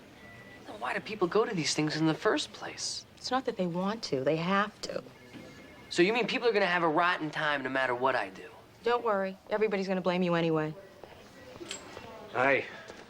The arson squad checked out Andrew's kitchen. Apparently it looks suspicious, but they haven't found anything concrete yet, except for the noodles. You came all the way down here to tell us that? Well, Jesse's in a real tough spot right now. He needs all the help he can get. Hey, thanks. Besides, it's Tuesday. Pigs in a blanket. Anybody want to join me in the cafeteria? Are you kidding? With a full 24 hours notice, I could handle 500 people. Hugs to Janice. Can we help you? Are we set for Thursday's wrap party? Say yes, because they're wrapping 2 days early. As in tomorrow, I know it's impossible. Now, just get it done. I'm sorry, I don't have time for this meeting after all. What meeting? Well, good news is, looks like Thursday I'm open. Can we say lunchish? Not easily. Nancy, put me down for Thursday. Lunchish with Dr. Travis. Who are you? Cynthia Bennett. Apparently that's Cynthia Bennett. That's right, all 300 lobsters tomorrow. So they take the red eye. I don't care if they have jet lag. Just get them here. She's a caterer. Oh, and they pinned a detective shield on me. I tell you, Miss Bennett, I was very impressed with your bid for the benefactor's ball. Don't take this the wrong way, but you're a fool. Now, what exactly would be the wrong way to take that? Anyone with a calculator and a copy of Bon Appetit can knock off an impressive bid. But can they deliver on what they promise? Well, if I knew that, I would have hired someone already. You know, there are a lot of wannabe caterers out there. But there's one thing I've got that they can only dream of. A 4-digit cell phone bill? References. Wow. Is this the real Annette and Warren? Give them a call and ask. And be sure to mention my name to the person who answers. You'll get through. Bruce and Demi, Whitney and Bobby Denzel and Pauletta Barishnikov. Can I borrow this for a while? Is Fred Breyer on there? Well, it sounds like Cynthia Bennett did a great job for you. Thanks for your time. Hey, you know what? As long as we're talking here, I've got this great idea for a movie where Rambo actually teams up with Rocky. Sorry, I gotta go. I'll call you later with the details. What do you got? You're gonna love this, Doctor. Something you have never seen before. You're kidding. No, she's not kidding. BP, pulse. Through the roof. Hypertachycardia? No, well. So let's take a look. Okay, here we go. Voila. A feast for the eyes as well as the palate. Hi, I'm Fred. Fred McCarran, Helen Froelich. And we put the fun Back into fundraising. and the ball. Back into your ball. And this is supposed to impress me. Well, not as a thing to your benefit, of course. Of course. Personally, I like to think of it as a quick introduction to our unique style. Our unique style. Oh, yes. We think that food is first, but fun is foremost. Well, you know, we have our own unique style here where we use the emergency room for actual emergencies and not sales calls. Now get out! I'm sorry, Doc. We tried something, and, well, it just didn't work. But keep this in mind. The entire hospital will be buzzing about this for days. When you get right down to it, isn't that what you want to get with a benefit? That buzz, you know? You know where to find us. We're in the book. I've read every proposal. I've studied every menu. And I've called every reference. And I've come to the conclusion that there is only one man who can handle this job. And that man is you, Mr. Gaylord. Excellent pitch, Dr. Travis. Superb. You know, if you had been on my staff and looked after my sales, I might have been able to retire years ago. So then you'll do it. And it's gonna be a glorious evening with you in charge. See you at the dessert table. No, hold on. I can't. Says who? Dr. Travis, I have catered more than my share of parties in Hollywood. And call it jaded or whatever, I believe I've seen one too many 60-ish ex-star trying to pass himself off to everyone as just being 22. Well, I gotta tell you, if I was making enough money to put a big old diamond like that on a metal bracelet, I would find it very difficult to just walk away. This, my good man, is purely for self-protection. You see, when you have a peanut allergy, you want people to know why you quit breathing. And this diamond's the best way I know to get their attention. That's a good point. Well, now, you must know all the caterers. Maybe you can recommend one for me. Certainly. But I won't. You like it? Who are all these people, Jesse? I don't know. The party would be for... Not a clue. Then what are we doing here? Eating. You said you were taking us to a fabulous party. And here you are. You dragged us all the way across town to help you select a caterer. Who else could I turn to? Jesse, sooner or later, you're going to have to make a decision for yourself. I know that, but before I choose, I need a little guidance. I don't know how to talk to these people. Amanda, you have natural elegance. You could blend in with these guests and see what they think of the party. And Mark, to me, gourmet means sesame seeds on a bun. You have a sophisticated palate. You could tell me if this food is worthy of $500 a plate. And Steve, it's a nice tie.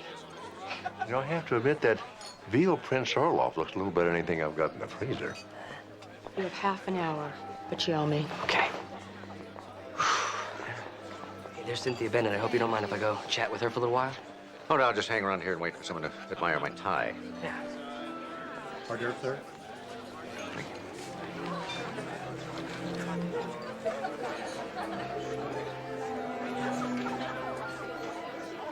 Okay, try to think of it this way. If you go on stage without inhabiting the part, you're just a person mouthing lines. Isn't that what Stanislavski said? Well, the same is true with this. When folded perfectly, point sharp, edges crisp, it's a napkin. Until then, it's just a balled-up piece of cloth. Now, take these rags into the kitchen and don't bring them back until they're napkins. Tuck the points tightly under the long fold. A solid napkin is a monument to the meal. Okay. Oh, good evening. Evening. You enjoying the party, Dr. Sloan? Lovely. Very nice. Oh, thank you. Oh, Stanislavski would definitely approve. Yes, well, most of the waiters on the party circuit don't really care about the job. It's just what they do until the real career kicks in. So in order to motivate them, I have to speak in terms that they can understand. I can see why caterers like working with you. I tried to do a good job. Although I must admit, I'm surprised you're working with this particular caterer. Cynthia? We've done hundreds of parties together. Even though Willie said she sabotaged his party? You know, you could have been hurt. Explosions aren't Cynthia's style. Besides, she can do more damage with an ugly rumor and a cell phone than 1,000 pounds of dynamite. May I interest you in some of these? Excuse me, Dr. Sloan, I have a jewelry crisis.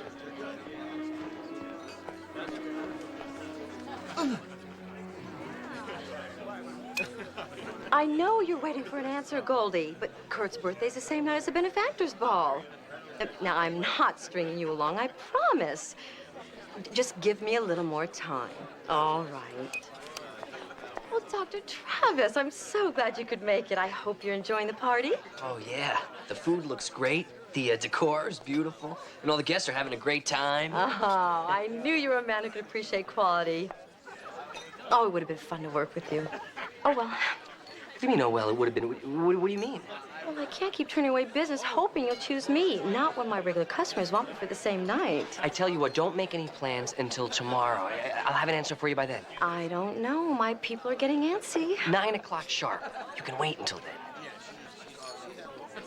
9 o'clock. Thanks.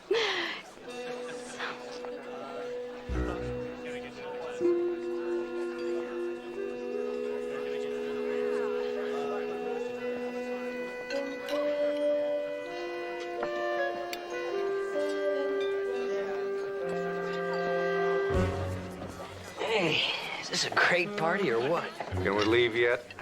Mind if I eat my food first? As long as I don't have to watch. What's wrong? I think it was a shrimp toast. You know what your problem is? You don't have a stomach for fine food. Shrimp toast? Deal Prince Orloff. No offense, Mark, but as you get older, the digestive system gets a little twitchy. You may want to stay away from the rich foods. Deal Prince Orloff? Cheese balls. Amanda, all these years in the path lab, who would have thought that you had such a tender little stomach? You know something? I don't think it's Amanda's stomach or ours. Oh, are you all right? Oh, my goodness.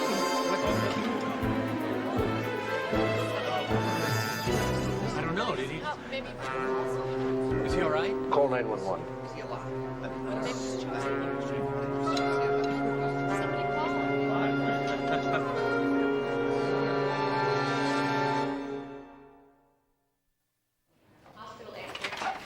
Hey, sorry I'm late. Anything come up during the autopsy? Yeah, my breakfast, thanks to you. That hasn't happened to me during an autopsy since I was in med school. Hey, well, look, I didn't cook the food last night. You didn't eat it either. Probably a good thing since the lab said it was full of salmonella. So Cliff Furlong died from food poisoning? Well, not exactly. He was taking digitalis and diuretics for a heart condition. But that combined with salmonella caused his potassium levels to drop so much so that his system shut down and he died. So this was an accident? No, the salmonella levels in his blood were way too high to be simple contamination. Somebody tampered with that food, which makes a murder. So everyone got poisoned just so someone could take out this guy? I don't think so. Mr. Furlong wasn't even supposed to be there. He was a last-minute date of one of the other guests. So then technically it was an accident. Well, not if the food was deliberately tampered with. You know, I think Willie was right. Somebody sabotaged his grill. Maybe the same person that tampered with Cynthia Bennett's food. Or Willie was getting back at Cynthia for what she tried to do to him. It doesn't matter how it happened. Cynthia Bennett is not going to be catering my benefactor's ball. Hold on. Think about it. Jesse, you do that, then the sabotage paid off. You think all this sabotage is about who I pick for a caterer? Yes. Well, then I quit. Well, unfortunately, that's not going to solve the problem. It will for me. You saying this guy died for a party? Well, it's not just any party, Steve. Whoever gets the benefactor's ball replaces Martin Gaylord at the very top of the catering world. A lot of money and prestige involved. Something to kill for. I think I better have a talk with Cynthia Bennett. Right after I throw up. Well, the bad news is you're still dehydrated. The good news is you won't be having to eat our hospital food. Just give him 25 milligrams of Compazine and keep the fluids going. Yes, Doc. Thanks, Flo. Mr. Horn, aside from your queasy stomach, how are you feeling? Lucky. This is the first time in 10 years as a cater waiter that I've gotten food poisoning. 10 years? Wow. I guess the career as an actor didn't quite pan out. Not all of us cater waiters are doing it to pay for acting classes or chance to slip someone a spec script. Some of us are professionals. For 9 years, I worked exclusively for Martin Gaylord. Now, would you have any idea who would want to ruin Willie Andrews and Cynthia Bennett? Fred McCarran and Helen Froelich are the obvious ones. Next to Cynthia and Willie, they're the best. And they haven't been struck yet. Wow, so you must know everybody in the catering scene, huh? If they're worth knowing, they started with Mr. Gaylord. Do you know Captain Cluck? Let me ask you, if you were arranging a big social event, who would you hire to cater it? Me. I mean, no offense, Mr. Horn, but you're a waiter. So was Martin Gaylord when he started out. No one is born a caterer, Dr. Travis. You do have to get your start somewhere. I realize that. This is the benefactors ball. I mean, it's hardly a place to get your start. Sorry.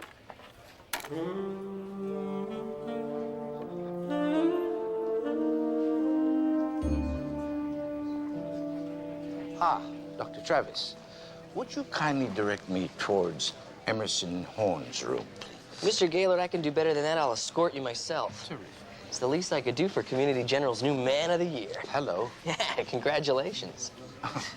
The Man of the Year has traditionally been a recognized humanitarian and a very generous benefactor to the hospital. Well, then explain David Hasselhoff. The point is, I hardly qualify. But without you, the Benefactors Ball wouldn't be the premier fundraising event that it is today. You're directly responsible for raising millions of dollars in donations. Let's face it, you're irreplaceable. Thank you. I'm very honored. So, Man of the Year, who should replace you? Ah, if you named me Man of the Year simply as a ploy to get me to select a caterer, I'm afraid you are in for a very grave disappointment. Well, so are you. Unless you like Captain Cluck's chicken fixins. Dr. Travis, I simply cannot select a caterer. It's like asking a father to name his favorite child. Hey, you could tell me which one would be most likely to sabotage his competitor. All of them. I'm afraid they all have my ambition and none of my ethics. However, they can throw a fabulous party. Good luck, Doctor. Ta-ta. Of course I understand, Ingrid. We can't afford to take chances. I've done every party she's ever been to, and now I'm not good enough to cater a bachelorette party for 35 of her supermodel friends. After last night, can you blame her? She probably didn't want her friends to spend the next day throwing up. They're supermodels, Detective. That's what they do anyway. Cynthia can't come to the phone right now. She's busy vomiting. If you'd like to leave a message. Hello. Why don't you just shoot me? The thought crossed my mind at about 3 o'clock this morning. So I'm the bad guy? That's what I'm here to find out. You know anything about the explosion that ruined Willie Andrews' party? Well, of course I do. Thanks to his misfortune, I was about to get the contract for the Benefactors Ball. What are my chances now? If it was up to me, Well, with me and Willie Andrews out of the running, that just leaves the dastardly duo, Fred McCarran and Helen Froelich. there must be 1,000 other caterers in this town. Yes, but only 3 who trained under Martin Gaylord. Anyone else is just fast food. Hey, I was never poisoned by Burger Boy. And I smoked 6 packs a day for 12 years. Does that mean I shouldn't worry about lung cancer? Well, Fred and Helen did do it. It wasn't a very subtle plan. They stand out like a topless dancer at a funeral. So you've been to one of their events?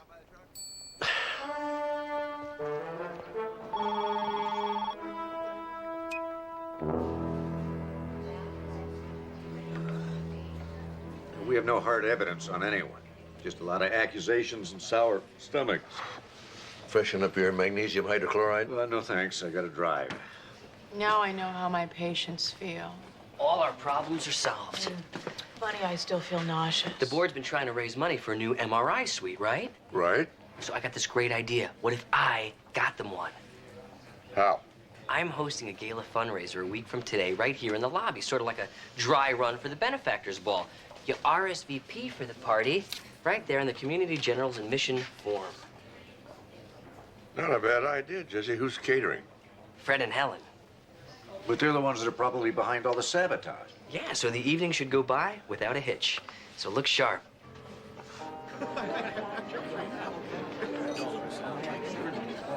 Very good. Oh, hi, Jesse. Yeah. Nice turnout. Yeah, and we're saving a bundle on overhead. I mean, no room or furniture rental, plenty of parking, and free decor. Be careful, Jesse. You're starting to sound like an administrator. Oh. Hey, I see you finally wised up and went with a real chef from downstairs. What'd you go with, macaroni and cheese or the chip beef? They're both great. You know, he wasn't raised that way. He's gonna be so depressed when he lifts that lid and finds that there's lamb medallions and champagne mousse. Don't look. Let's see that lady following the food cart. That's Jan Curran. She's the society editor for the Los Angeles Chronicle. She's always first in line for the food. And last to leave the bar. If she writes about this in her column, you have arrived in society, Dr. Travis. See, Mark, I told you, there's nothing to arranging a little fundraiser. Mm-hmm. Except your caterers may be killers. So, we arrest them after the ball. I gotta hand it to you. The food is great. No, I love it when they put a little bacon bits in the meatloaf. You know, no bone. Oh, my God! That's hospital food! Yeah, and it's hot, too. You better get a plate quick. We're ruined! I'm ruined. What's the problem? Well, no one's gonna pay $250 a plate for our slop. Hey, that's a bargain compared to what the hospital usually charges a patient. My arrival in society. Oh, I'm so sorry, but this is for the tubal ligation patient in room 6 there. Your meal is on the way. Just step on up and enjoy our bar, huh? Where's the good stuff? I don't know. Somebody must have hijacked the truck. What do you mean? You, stop! Stop!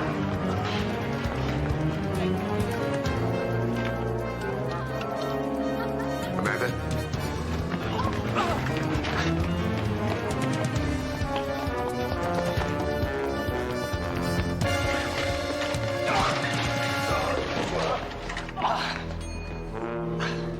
Sorry. You're under arrest. You really know how to throw a party.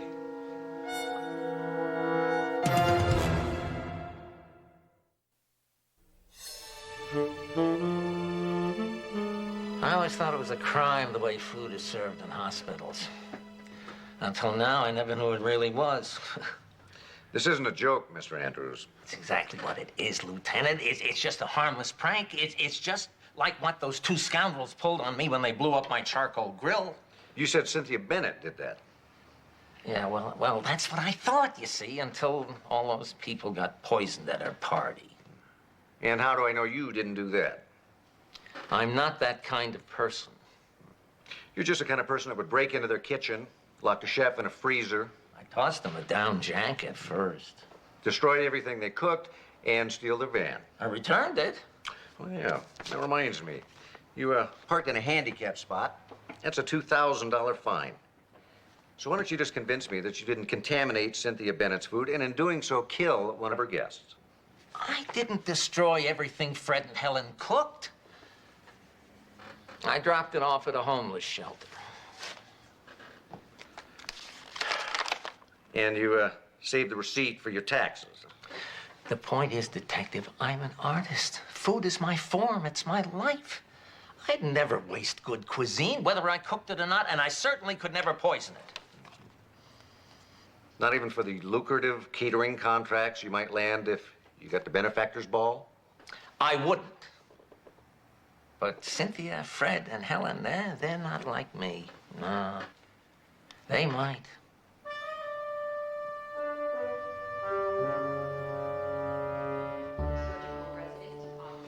Willie was released on bail this morning. On a murder charge? He only had enough to charge him with joyriding. The chef he locked in the freezer refused to file a complaint. Why? Well, I think it may have had something to do with his new job at Willie's catering company at twice the salary that he was being paid by Fred and Helen. Ah, shame. So we're no closer to finding our saboteur or the guy who murdered poor Mr. Furlong. At least Willie's prank wasn't lethal. I guess you've never had the hospital's butterscotch pudding. You know, we can't take the chance the next prank won't be lethal. Where are you going? I want to talk to Jesse. We need to buy ourselves some time. Well, the good thing is it's a simple break, so we'll keep this cast on her for about 6 weeks, and you'll be arm wrestling your brother Jasper in no time. But next time, don't do it on a granite countertop. I really can't talk right now, so we have to make this fast. I'm with a patient. You want to get out? Say hello to Elton John. You have to give me the benefactor's ball, or Cliff Furlong's death has no meaning. Is this about that guy that died at your party? Well, maybe you can live with that guilt, but I can't. Thanks, Elton. You're a candle in my wind. Let's talk about that brunch. You just put a sling on that, and we'll schedule a follow-up in 3 weeks. Bye, Julie. Hospital X-ray tech to 5 East. Hospital X-ray technician to 5 East. I'm not going to say a word. My food speaks for itself. Security? Yes? You escort this man out of here? Yeah, but we'll just try a bite. Just one little bite. Hey, bon appetit.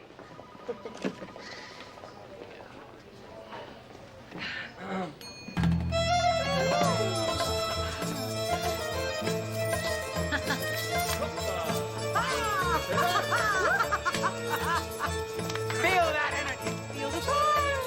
We can bring this to the benefactor's ball. Bring in security to the treatment area right away. Thanks. Oh, I don't think he's feeling the fun. Come on, darling, come on. Goodbye to the service.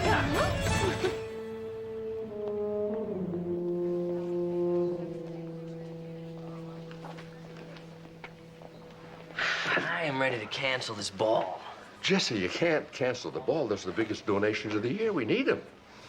But I doubt we're going to be able to unmask our saboteur by then. So what do we do? We need to put somebody in charge who's above reproach.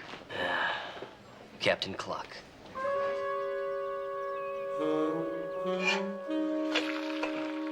Grilled cheese sandwich. Grilled cheese, huh? Of course. Just because I'm a caterer doesn't mean that every meal is truffles and caviar. I do enjoy the basics, too.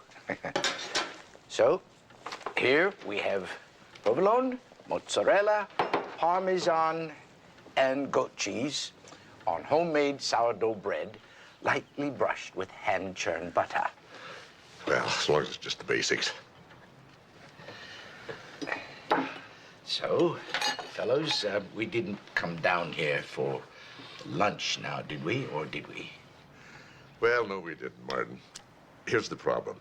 All of your protégés are so eager to get that benefactor's ball account, they're sabotaging each other's parties, trying to narrow down the field. Well, that's exactly why I chose to retire. I'm afraid the business has become much too brutal. I do not have the stomach for it anymore. Pardon the pun. The trouble is it's gone way past bad-mouthing the competition and stealing each other's cooks. Somebody died because of those pranks. We're afraid that no matter who I pick, the sore loser is gonna strike out at the ball and someone else could get hurt. So we were thinking, no one can take your place at the top if you're still there. But I do have to retire sometime, you know. Oh, of course you do, but could you just hang on for one more event? I'm in trouble, Mr. Gaylord, and only the best can get me out of this, and that's you. You made the benefactor's ball the high point of the social season. Now, you wouldn't want to see your legacy disgraced, would you? Leave everything to me.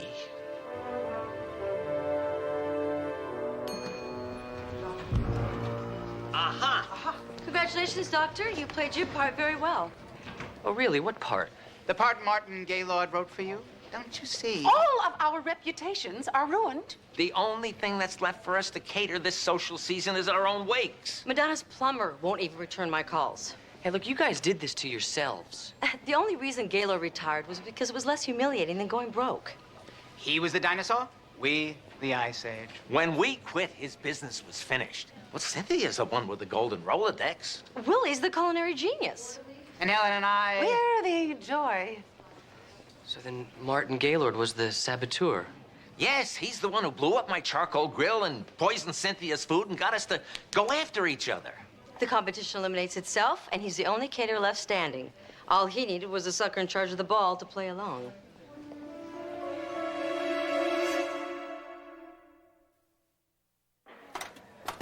Hate to say it, but their theory's as good as any. It could be Gaylord. Would it also be any of the others, too? Yeah. Everybody's got a motive. Doesn't make my job any easier. Your job? What about my job? My future here at the hospital's at stake. What are we gonna do? I think the only thing we can do, have a party. How could you think about a ball knowing what we know or don't know? You know? Everything that's happened is centered around that ball. I think the only way we're going to find out the truth is to have the ball. Gentlemen, rent your tuxedo. This is going to be a killer.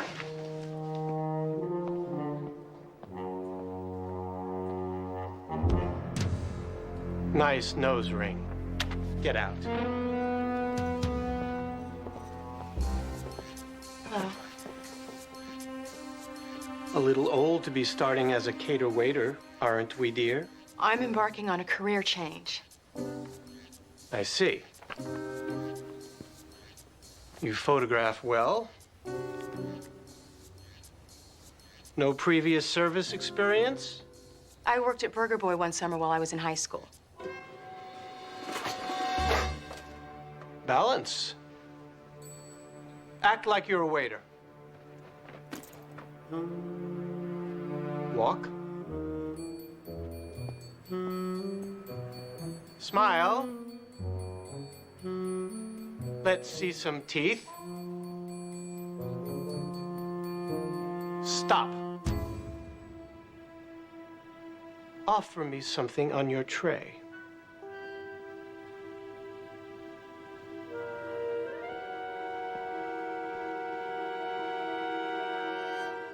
Studs only. I beg your pardon.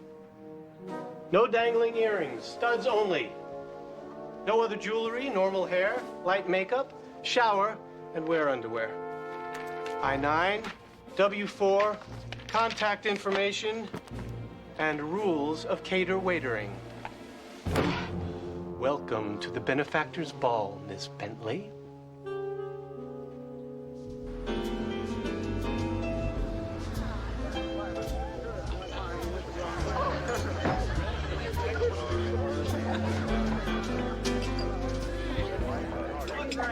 They're supposed to be in circles, not ovals.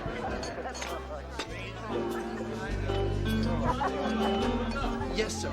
Yes, sir. Daisies on the canisters, flocks in the megaphones, not film. Yes. Relax, doctor. Everything's going to be just fine. I'm not a doctor, but I think you're supposed to take it by the teaspoon, not by the gulp.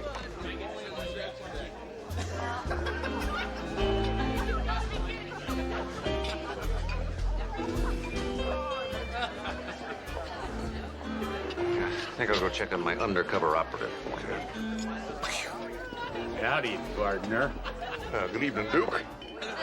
Thank you.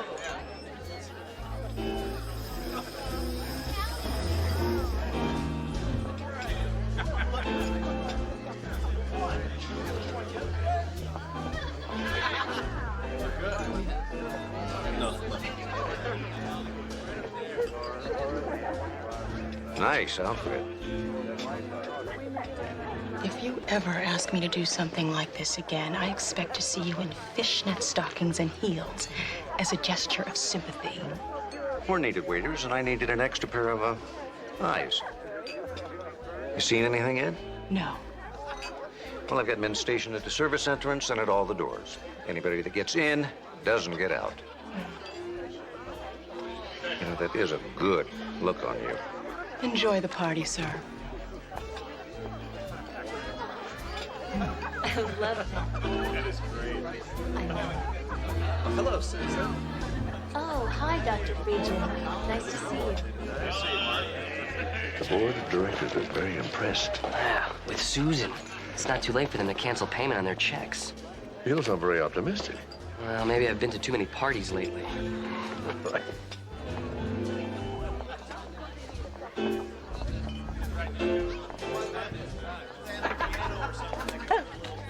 That is the one thing a cater waiter never does. Eat before the last guest has left and all the glasses and linens have been repacked. I don't work very well on an empty stomach. You won't work at all if I catch you touching the food again. Do I make myself clear? Yes.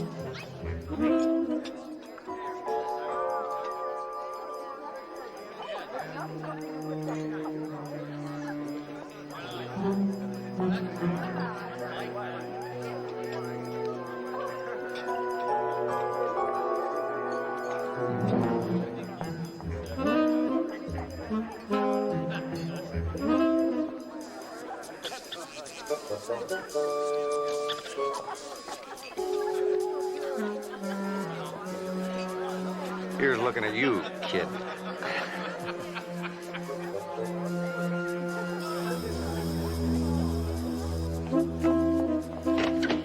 May I offer you some punch?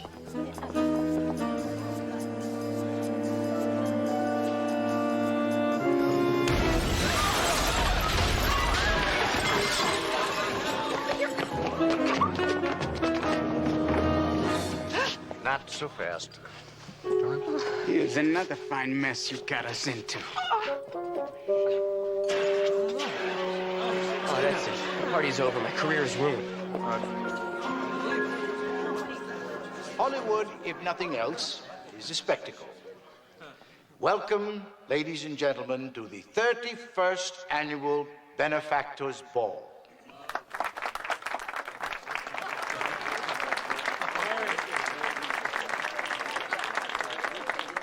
Everyone enjoys a good movie explosion, but the best special effect is the smile on a child's face. The happiness born of the good health your generous contributions to community general make possible. So, tonight, everyone, please enjoy the party. Please enjoy all the many surprises. And most of all, please enjoy the giving.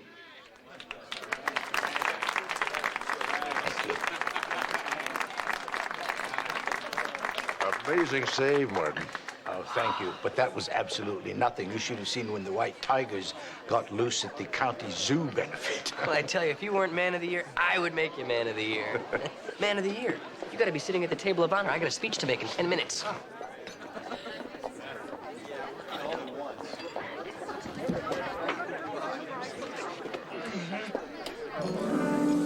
Don't touch that. I know it's very pretty, but it does have to go onto one's lap eventually. Not this one, Martin. Mr. Horn. Little problem with this napkin. Well, it looks fine to me. Sharp points, firm body, tight base. Look at the other napkins on the table. Floppy points, flat bodies, loose base. This is ridiculous. I'm terribly sorry. Oh, don't be. Saved Mr. Galen's life. I don't understand. Jesse told me that you were allergic to peanuts. Yes. This napkin's covered with a thin film of peanut oil. You touch this to your lips, you could go into anaphylactic shock. You going somewhere? I'm working a party, in case you hadn't noticed. Looks to me like you're trying to flee the scene of an attempted murder. Don't be ridiculous. This was the only neat napkin on the table because it's the only napkin on the table that you folded. You know, you were right. Someone was trying to pit you against one another, but it wasn't Martin Gaylord. Was it, Mr. Horn? You're basing this laughable accusation on a folded napkin? You know, you also worked at Willie's when the grill blew up, and you worked at Cynthia's when everybody got food poisoning. I work 100 parties a year. Besides, I got poisoned too, remember? Well, that is where you made your mistake. Now, what is it that every cater waiter does not do? Never eat until the last guest has left, and make sure all the linens and glasses have been repacked. That is the only way you could have been sick with the others. You ate before the guests left. Disgusting. Just to make sure that nobody suspected him of being involved in the sabotage. Did you really think that I enjoyed being a waiter? No one in their right minds wants to do that their entire life. I had my dreams. To be an actor? A caterer. And I told you that, Martin. You promised to teach me, to take me into your company, and then when it was time to retire, all you said was, keep up the good work, Horn. Well, you could have gone out on your own. How could I possibly compete against them without your help? I wanted to humiliate you, to ruin your reputations. I never thought that the salmonella would kill anybody. No one was supposed to get hurt. Up until Martin Gaylord came out of retirement, at least. Then you saw a one-time opportunity. You were going to kill him because you knew they would all be here. Who wouldn't have thought they killed him after the stunts they pulled? You'd be the only one left in business who trained under Martin Gaylord. No! Steve! I got him!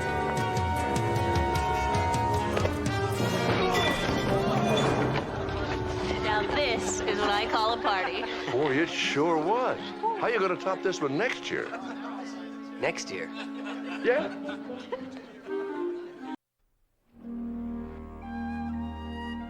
Imagine a man. A plain man, no different from 1,000 others you see in a day, who enjoys the simple things in life. The feeling of the sun on his face, the taste of that first sip of coffee. Imagine his life. Starting out with unlimited potential and, like most lives, amounting to nothing much. Few dollars in a retirement account. Almost enough to pay off the debts that will outlive him. Imagine his hands. Hands that built a house, caressed a wife, held a child. Hands that sculpt and shape and create. And now, imagine his death. Imagine his face contorting in pain as the poison courses through his veins. And his hands, those hands that could do so much, clutching one last time and falling still. Useless. I can imagine it. Because that man will die tonight by lethal injection. Can you ask them? Can you get me one last phone call? I can imagine it. Because that man is my father.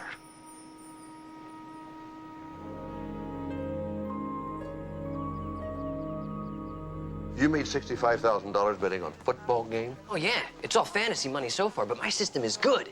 So good that I'm thinking about going to Vegas this Sunday, and I'm happy to accept investors. I know some gamblers who went broke. They all had systems. Not like mine. Oh, well, that's good, because none of the other guys ever said that. I'll tell you what I do. I take a look at both of the teams, and then I study their strengths, their weaknesses. And then I analyze their game to the smallest detail. Then, I bet on the club whose mascot would beat the hell out of the other team's mascot. What? Very simple. Dr. Mark Sloan, line 5. Dr. Mark Sloan, line 5, please. I'm gonna put you down for a couple hundred, okay? Hey! Dr. Mark Sloan. Yes, of course I remember you. I'm going to die tonight, Dr. Sloan. Yes, I know. I'm going to die because you put me here. Oh, I didn't put you there. You put yourself there. You murdered 52 people. I just caught you. You caught an innocent man. You had a chance to prove that at the trial. The jury didn't believe you, and I don't believe you either. Are you so sure that you'd stake my life on it? Look, if you're looking for a pardon, I can't help you, and I wouldn't if I could. Oh, I don't want your help. Then what? I want you to see what you've done. I want you to watch me die. Why? You owe me that much. All right. I'll be there.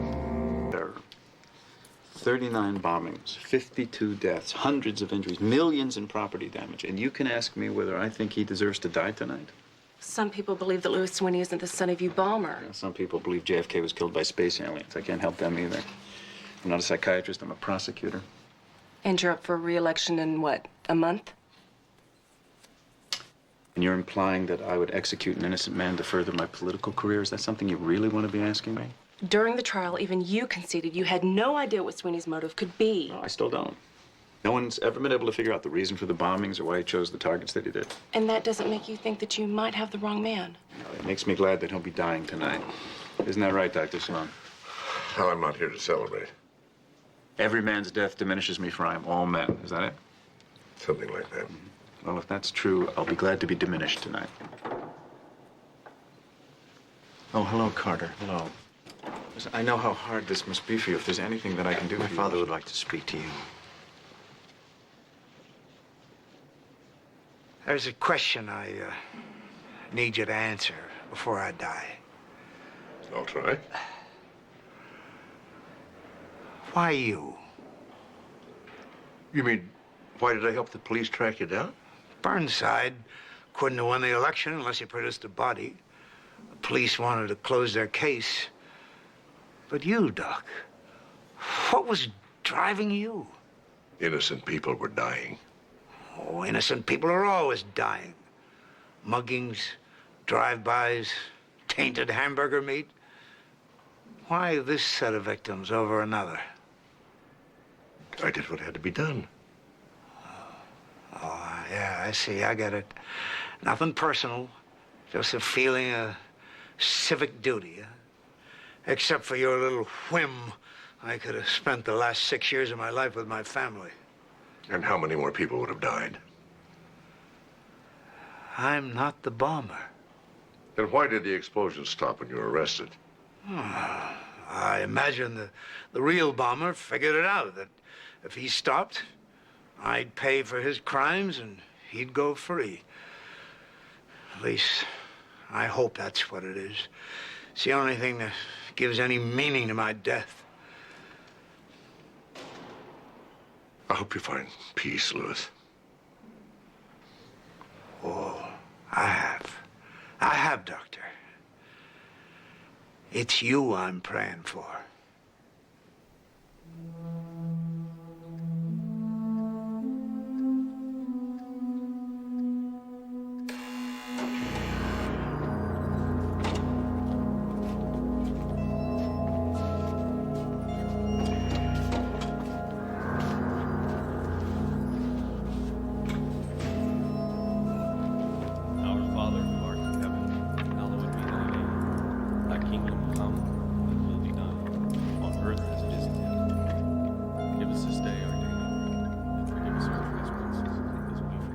Somebody stop this. Why won't anybody stop this? You gotta be strong now, Kate.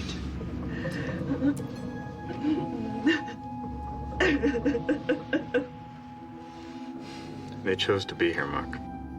To watch their father die. That's what they want.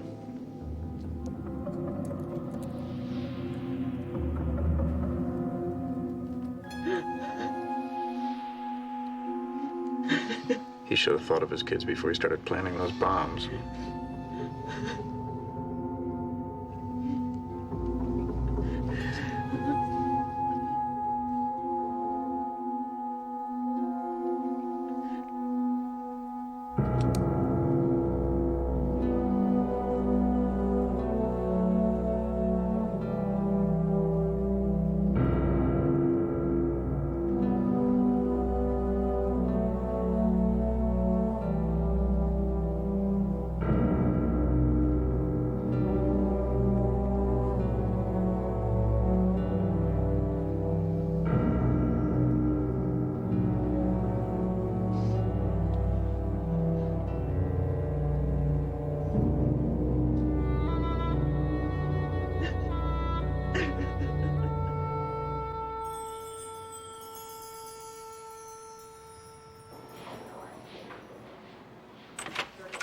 Amanda!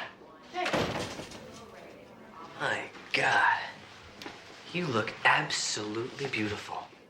Jesse, I have been working on a 7-car pileup since dawn. I haven't showered, I haven't eaten. My eyes are bloodshot, I'm covered in gore, and you have the audacity to walk in here and tell me I look beautiful? And yet, your natural radiance shines through. The true measure of beauty. Nothing can obscure it. No, and goodbye. But you haven't even heard what I have to say yet. If it needs that hard of a sell, I'm not interested. Goodbye. How would you like to be financially independent? I am. How would you like to be obscenely wealthy? I am. You are? Yes, you see, my father set up a trust fund for me when I turned 18. Oh. How would you like me to be obscenely wealthy? Goodbye. Amanda. Hey, Agent Wagner. What brings you back into town? We need to talk. Alone. Oh, sure. Stay. I'm busy, and it'll have to wait. No, I just flew 7 hours from Quantico to have this discussion, and we're gonna have it now. Dr. Jesse. Did you hear that? I think they're paging me. No, they're not. We're in the middle of an urgent autopsy. I cannot be interrupted. And I said all that I had to say to you on the telephone. Yeah, to my answering machine, not to me. You can't end our relationship that way.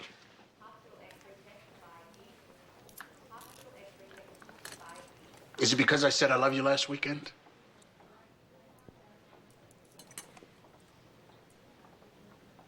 Didn't you just get paged? I don't think so. I could be wrong.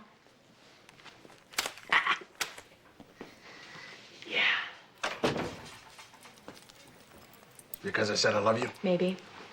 And you don't love me? I didn't say that. No, you didn't. That's why I'm here. That's why I'm not going to make this easy for you. You've never made it easy for me, Ron. Not from the moment that we first met on that 747 wreckage. But I warned you about what would happen if we continued to see each other. You saw me anyway. Look, the point is, everything turned out exactly the way I said it would. You live on one coast, I live on another. Aren't we happy together? What, a day or two at a time? It's my marriage all over again.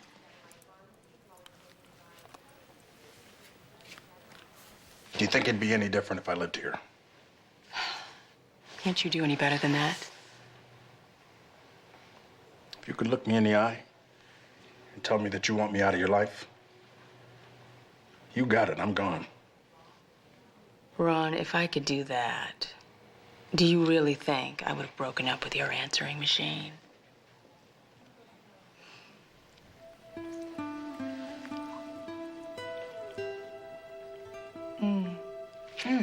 I'm sorry, I got blood on your shirt. I think I left a clean one at your house. I think you did too.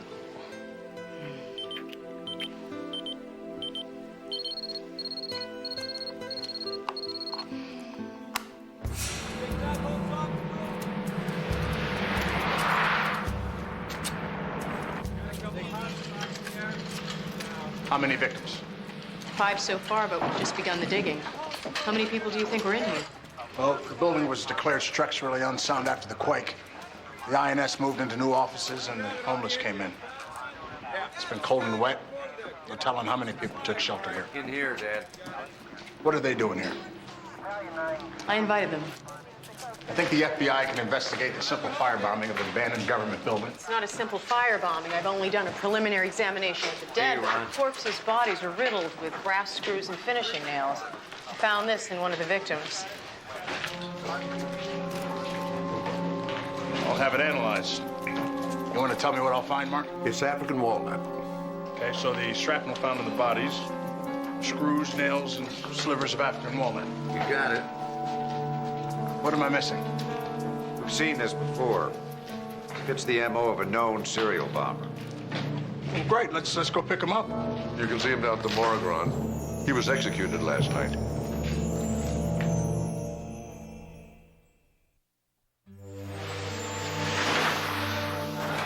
The first place he hit was a seedy joint on the Sunset Strip, the Sunnyview Motel. That's how he got his name, the Sunnyview Bomber. That's adorable. What was his pattern?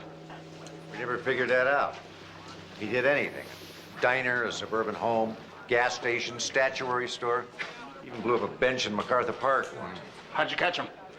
He made all of his explosive devices using materials and tools involved in handcrafted furniture. And he encased the bombs in beautifully crafted boxes made out of African walnut. Lou Sweeney was a furniture craftsman, like his father, Reagan, and his father before him.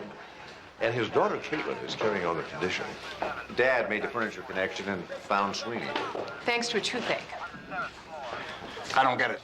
While Mark was waiting for the dentist, he was leafing through an Architectural Digest magazine when he spotted a photograph of the study, and he recognized the detailing on one of the chairs. From there, we were just a search warrant away from a conviction. But you were never able to figure out why he was doing it. We didn't have to. We had the evidence. Found it all in his van. So we're looking at a copycat bomber here who's trying to make fools out of the police and the prosecutor and me. Well, you executed the wrong man.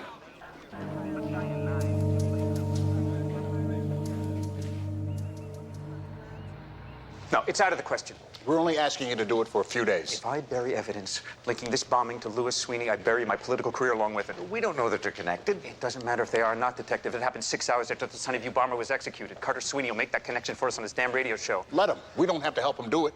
If he finds out that we're suppressing evidence linking the two, it'll look like we're covering up the execution of an innocent man. Look, if we go public with what we have, we're going to give the copycat exactly what he wants. We're going to smear the justice system and exonerate a guilty man. Destroying you and my father in the process. Yeah. You see this, Max? See this, Max? I just got it. After Louis Sweeney was executed, my approval rating soared 20 points. It's a lead I've been able to enjoy for, what, 10 minutes now? Let the press jump to conclusions. We don't have to. By saying nothing, we buy time to investigate without the reporters dogging our every step. The fact that the Sunnyview bomber used flathead brass screws as shrapnel never came up in the trial. Only a handful of investigators knew that, and the perpetrator. Now, how are we sure that we didn't execute an innocent man today? I'm not. What we need is a chance to determine the truth. One day. One day. And then tomorrow we'll see if you get another.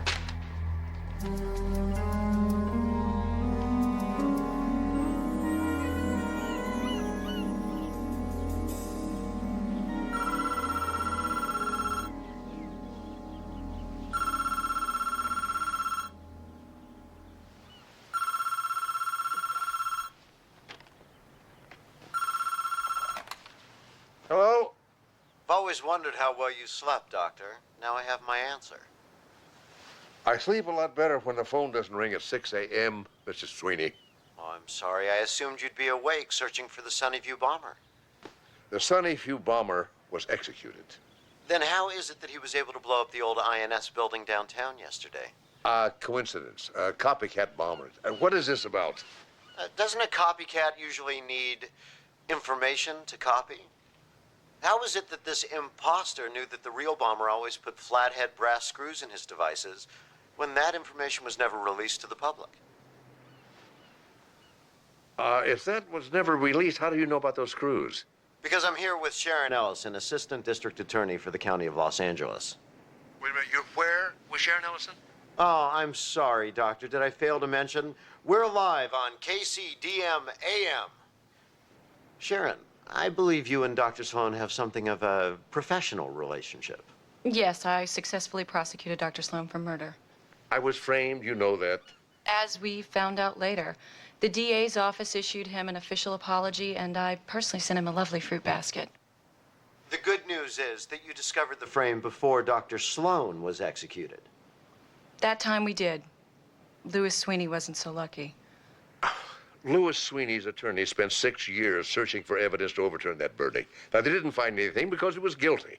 Or because it was in everybody's best interest to keep such evidence hidden. Are you suggesting that there's a cover-up in the DA's office? The case against Louis Sweeney was terribly flawed. I know because I was originally assigned to prosecute him. Well, then you know that there was a van full of evidence, don't you? Which I had reason to believe was planted, but when I took my suspicions to my superiors, they demoted me to second chair and put Neil Burnside in charge. And as I recall, it was Burnside's successful conviction of my father that led to his election as DA. Let me ask you this, Miss Ellison. If you really believe that Louis Sweeney was innocent, how could you stay silent? I was scared. I have a hard time imagining you being scared of anything. Look, Neil Burnside's enemies have a way of losing their jobs, their careers, even their reputations. I had worked so hard to get where I was. You overcame your fear just suddenly this morning, Yes, I did. When I saw the pictures of Louis Sweeney's body and realized that my inaction had allowed this to happen, I knew that I could stay silent no longer. And that's when you decided to run for Neil Burnside's job. Oh, well, that's what this is. This is a campaign commercial.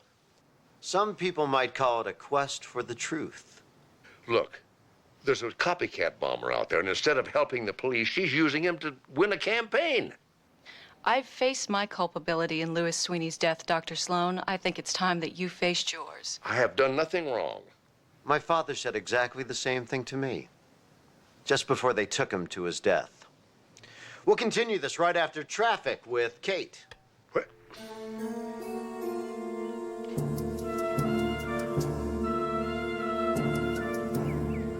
Carter ambushed me. He caught me while I was half asleep and just dismantled me. All I could do was mumble. Forget it, Doctor. The show's irrelevant. What matters are the facts. And he's got them all. And Sharon Ellison to help use them against me. How did that happen anyway, Ron? Did you have an agreement with Burnside? Yeah, we do. Either Sharon Ellison leaked the details to Carter, or he's our bomber. Oh, Carter's got a motive, and so has his sister, Caitlin. You know, maybe they're in it together. Their father could have given them the details that were kept out of the trial. Hell of a lot of good it does him now. If they wanted to clear him, wouldn't they have started the bombings before he was executed? Who else could it be? There's a whole city full of people out there last I looked. What if the Sunnyview bomber were two people all along? Well, then why didn't this secret accomplice strike until now? Why start the bombings in the first place? Find the original motive and all the other pieces fall into place. Oh, I can't argue with that. Hi. Hey, guys. I just completed the autopsies on the victims. Unfortunately, no surprises there. Did turn up some blood on a finishing nail found at the scene.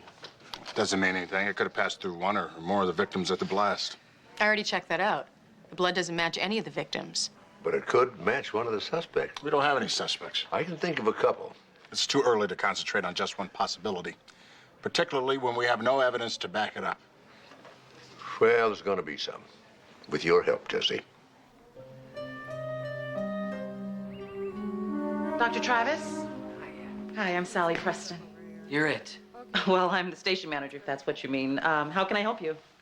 Well, once you have a seat, roll up your sleeve, we might as well get what we can. Excuse me, what are you doing? Well, apparently I'm wasting my time and the hospital's money. I don't know what you're talking about, but... Do you see these two nurses over here? Do you think that they work for free? And the bloodmobile outside, do you think that we have a whole fleet of them waiting around for some adolescent shock jock to use for his idiotic practical jokes? KCDM is talk radio for adults. We don't do practical jokes. Oh, really? Then what do you call arranging a blood drive and then having nobody show up? Look, I don't know anything about this. Can you tell me who you dealt with? Right, sure. Why don't we just turn on your radio station and listen to Gus Dallas right now brag about how he's arranged the largest blood drive that LA has ever seen? Gus Dallas is on KLMV. This is KCDM. This is the wrong station. I'm yelling at the wrong person. No, this is the right station. Sally, go email everyone in the building and tell them to get their veins down here right away. I'm sorry, Carter. Did you arrange this? I'm arranging it right now. Gus Dallas can't touch us in ratings or demos. Does he really think we'd let him beat us on a blood drive? I didn't know that forensics had become such a spectator sport. You're having a bad day. Yeah, you could say that.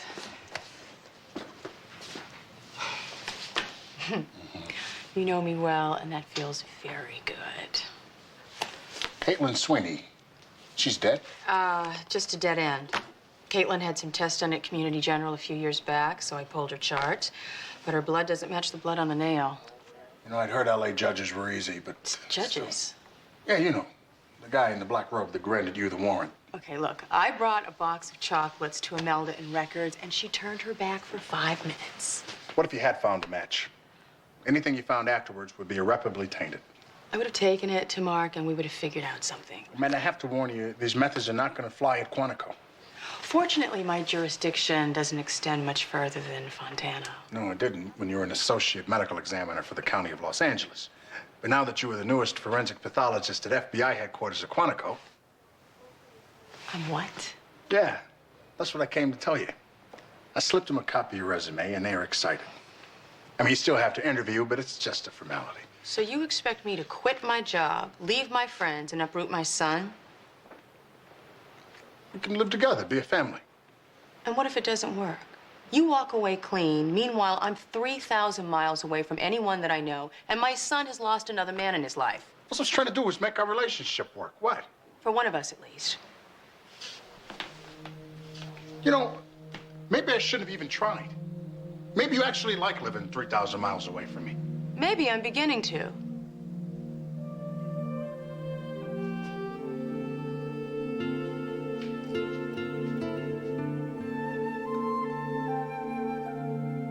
Hey, guys. Just got the result of the DNA comparison between Carter Sweeney's sample and the blood we found on the nail. It's a perfect match. No, that didn't seem to help Marcia Clark or Christopher Darden much. We're a long way from court. We can't even arrest Carter Sweeney based on these results. So what was the point of doing it in the first place? Now we know he's guilty. Yeah, well, now we get to be angry, frustrated, and powerless. I liked it better when we didn't know. Well, Amanda, we got him now. Now all we have to do is get his consent to repeat the test. Oh, and he's just gonna give it to you. Maybe he will if he has no choice. Let's just see how he likes being ambushed himself. I want to thank you for agreeing to appear on my show, Doctor. It can't be an easy thing for you to do. Well, I figured I had to.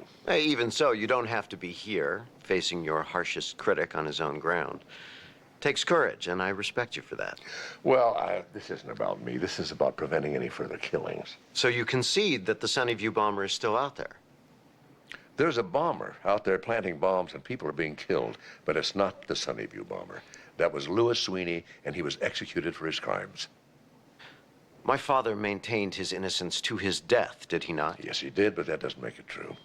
But weren't you once convicted and imprisoned for murders you didn't commit?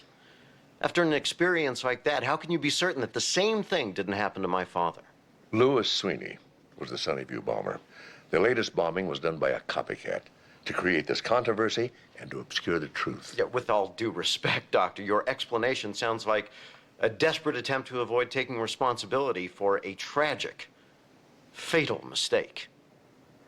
There is no evidence to support your theory. We have a bloody nail. A nail? Finishing nail, to be exact. We found it at the scene of the crime. And what does that prove? Well, by itself, nothing. But we managed to extract a blood sample and DNA from it. Now, if we can match that to another blood sample, it's better than a fingerprint. Your fingerprint. Let's be clear, Doctor. What you're implying is that you've matched the blood on this nail to mine. Yes, I am. I don't recall giving you a sample. Do you remember rolling up your sleeve for a blood drive here at the radio station a few days ago? You were in that building, and you pricked yourself on that nail when you made the bomb. To your father's specifications, no doubt. And you're saying this bloody nail proves all that? Conclusively. You wanted to discredit me and clear your father, and you killed 5 innocent people doing it. You know, you can prove me wrong if you like, just by providing me with another blood sample. I can take it right here. I brought a kid with me. You're not wrong. It is my blood. I was in that building. And I have 5 million witnesses to prove it. Get me show 1268 about 10 minutes in and cue it up. You listen to my show much, Doctor? No. Well, that's a shame. Yeah, we're not like other talk radio shows. We get outside the studio, we investigate issues firsthand. I lived with the homeless in that building for 3 days. I did a series of live broadcasts from there about 6 months ago as an expose on slumlords. In this case, the government itself. Play the tape. There's no running water, no electricity, raw sewage streams down the corridors, and yet this is where entire families are forced to live. Forced to... Ow! What is it? What's wrong? Stepped on a nail. I'll be okay. This is what happens to me, walking through here in daylight. Imagine what it's like for the people who seek shelter here at night. My pain is small compared to what these people have to endure each and every day, and not one of them has the... It's too bad you weren't listening, Doctor. It's too bad the politicians in City Hall weren't listening either. It might have spared us all this ugly incident. This is how Mark Sloan works. This is how he twists the evidence to fit his own preconceptions. This is how he killed my father.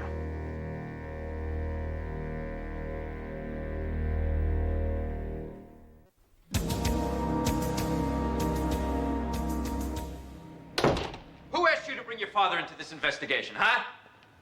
I consulted him. Isn't that why you hired him, as a police consultant? Yes, but nowhere in the job description does it say go on the radio and make an ass of yourself. How much of this did you know about? Only what I heard on the radio. Only what you heard on the radio. Why didn't Dr. Sloan inform us of his findings before he went public? My father didn't feel he had enough to make an arrest stick.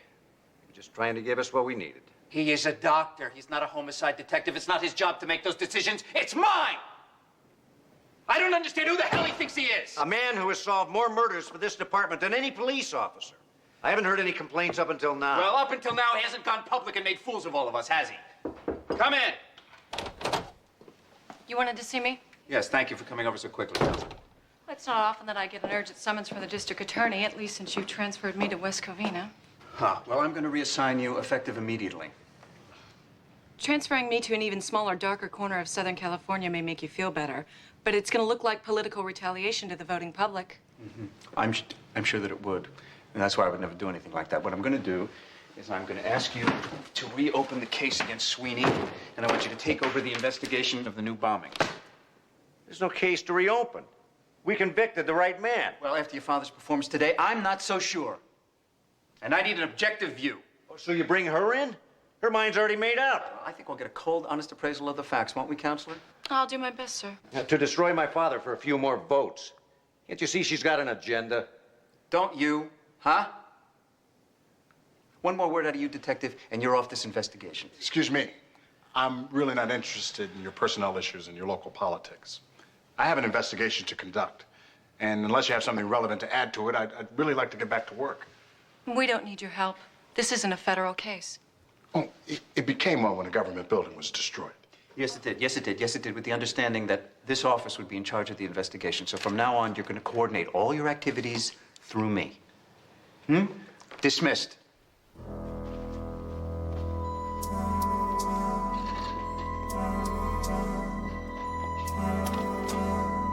The Sunnyview bombing case is closed. The man convicted of the crime was executed. So why reopen the case now? Well, the similarities between the new bombings and the old bombings are undeniable. Re-examining the previous investigation is just simply the responsible thing to do. So this is not a repercussion of Dr. Sloan's appearance on my show this morning? Absolutely not. However, after what I've heard, I'm deeply disturbed by Dr. Sloan's methods, and I intend to take a serious look at every murder investigation he's ever been involved with. I'm disturbed, too. Which is why I filed a $150 million lawsuit against Community General Hospital, which continues to employ Dr. Sloan and allows him to use their resources, staff, and good name to further his personal agenda. Mark, don't let him get to you. Oh, he already has, Amanda, and brilliantly. Carter Sweeney went into that empty building, did a live broadcast, and deliberately stepped on that nail, knowing exactly 6 months later how I was going to use it, and he was going to turn it against me. Yeah, well, listening to him isn't going to help. It's only going to eat away at you. Come on. The man knows how I think, how I plot, how I deduce. If I'm going to beat him, I have to know the same about him. Well, maybe you should let the FBI and the LAPD work on the case Oh, because now. I fell into his trap and lost my credibility?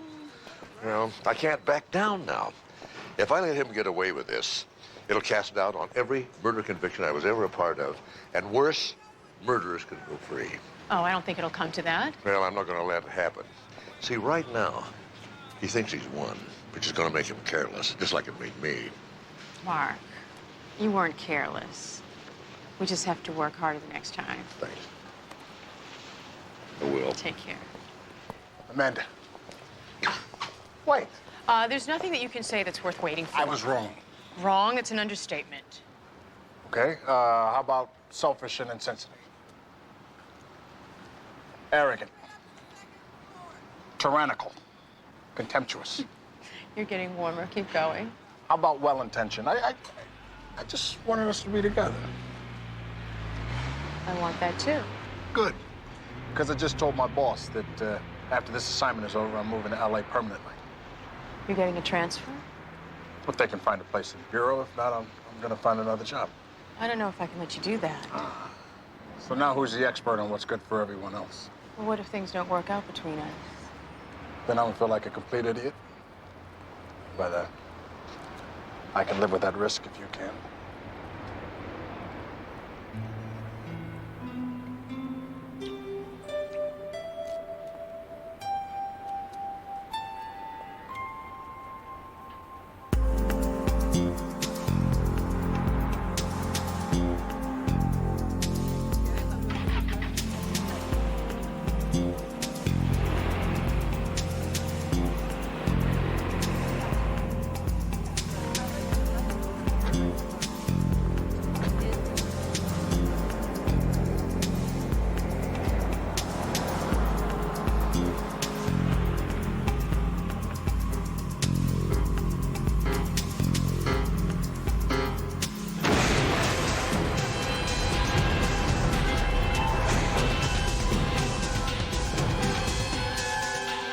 I'll be there in 15 minutes. Dr. Bentley. Miss Ellison, I'm very busy. I can't talk to you right now. Actually, you can. There's been another bombing, and I just received the call. Consider the call rescinded. Dr. Steinberg will handle the investigation. Well, you can't do this. You and I will get along much better once you realize the words you can't don't apply to our relationship. Now, I will be taking all of your current files on the series of explosions, as well as the original Sunnyview bombings. Will you help my marshals in retrieving them? What are you... You see, we're getting along better already. Now, the files? I have to get clearance from the coroner's office first. They'll understand when you show them the court order. Old files tend to get lost so quickly, especially when they contradict the word of old friends. Why do you hate Mark Sloan so much? Is it because he made a fool out of you when he proved his innocence? Dr. Bentley, do not mistake a professional investigation for a personal vendetta, because once you do, your actions will be based on emotion rather than intelligence. And at that point, your employment will be called into question.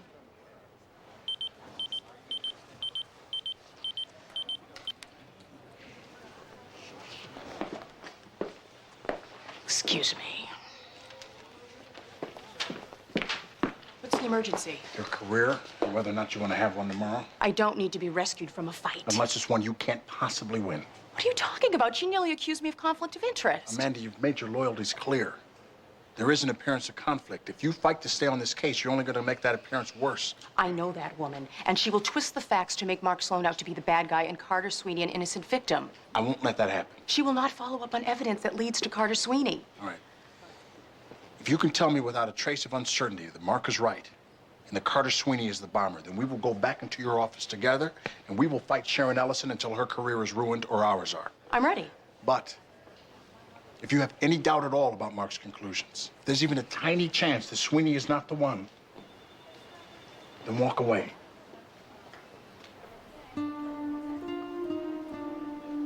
Okay.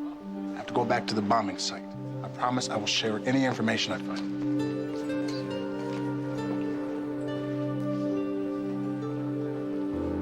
Flathead brass screws and finishing nails. It's the same purpose. I wonder what his favorite radio station is.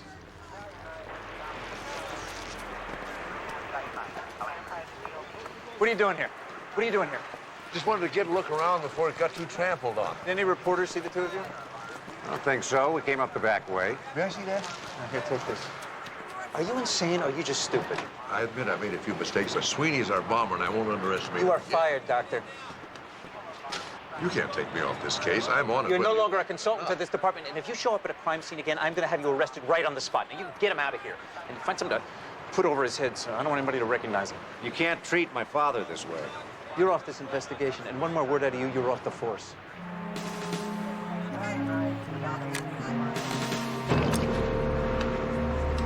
Let's go, Dad.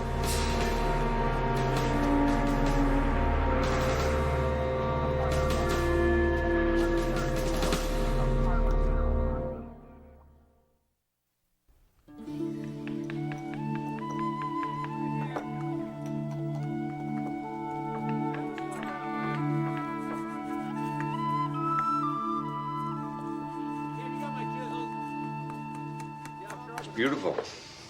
It's my grandfather's. My father designed a few pieces, but all the big sellers are based on Regan's work. And his work methods, I guess. Carrying on the family's traditions. So's your brother, I'm afraid. My grandfather came to this country with nothing in his pockets but his hands. They were all he needed to build himself a future. Miss Sweeney, we know what your brother's doing. It's not much of a job for a man talking on the radio. That's what my father used to say. Man lives off his hands, a fool lives off his mouth. Of course, those fights are over now, thanks to you and your dad. We know that Carter Sweeney planted those bombs. Your brother thinks he's getting revenge for his father's death, but all he's doing is killing innocent people. Like you did my father? Look, I know I'll never convince you what we did was right. I know you'll always hate us. But to hurt me and my father, your brother is punishing all the people of this city. One chair at a time. My grandfather built this business till he could finally support a family. And once he did, the city decided to build a freeway through it. Listen to me. 6 days, Regan held off the bulldozers. One man with a shotgun against the forces of civic pride and progress. And on the 7th day, progress called in the sharpshooters, and my father watched his father die just like I did. Don't ask me to grieve for the people of this city. I'm talking about innocent mothers and children. No, you're done talking. Get out of my shop. Now.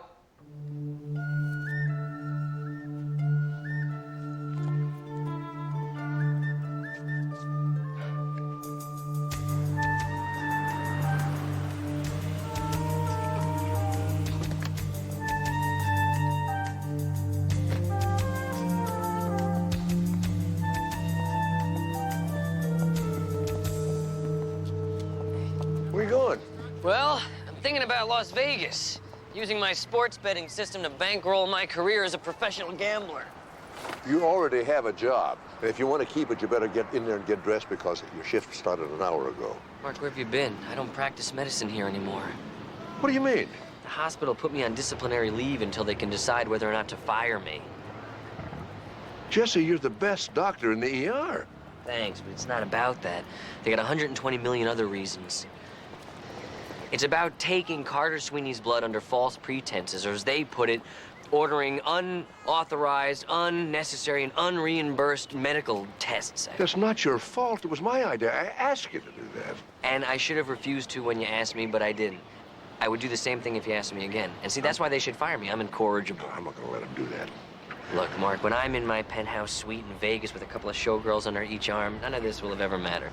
You stay right here. I'm gonna talk to the board of directors. Mark, wait, you don't have...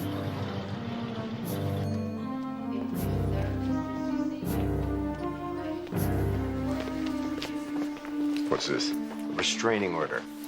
You and your son are not to get within 100 yards of me or any member of my family.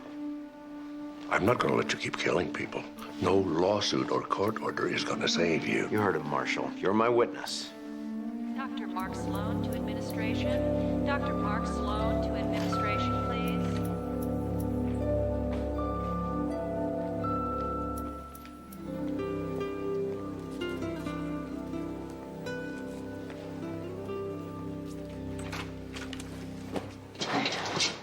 You're not supposed to be here. Yeah, I know. Everyone's made that abundantly clear. I mean, it's your day off. We could be spending it together. And we are. You're helping me pack. You can start by stacking these boxes over by the elevator. I don't understand. Well, these are my personal files, and I'll need them in Quantico. Quantico. Yeah, the job's still available, isn't it? Yeah. Well, I'm taking it. Why aren't you smiling? I thought your life was here. It was. But the board of directors is about to suspend me, and the city's going to fire me as adjunct county medical examiner, so why should I give them the satisfaction? So you're taking the job with the FBI to spite them? Well, Ron, I could really go anywhere, but I'm choosing to go with you because I love you. Damn. Now I'm gonna have to clean out some closet space. No, you won't. I'm gonna get my own place. I thought you just said... I did. But moving in together is a step we're not ready to take. Besides, there's someone else in the equation. Oh, CJ.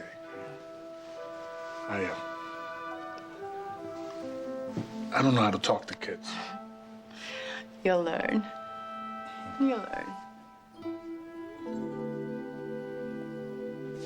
You're the only people I know who find the morgue romantic. Okay, what are you doing here? I heard that Carter Sweeney was going to serve my father with a restraining order. How'd you hear that? I got one, too. Hey, I'm on the next flight to Sin City. This is your last chance to share in the fortune. We'll see you then, Doctor. This way.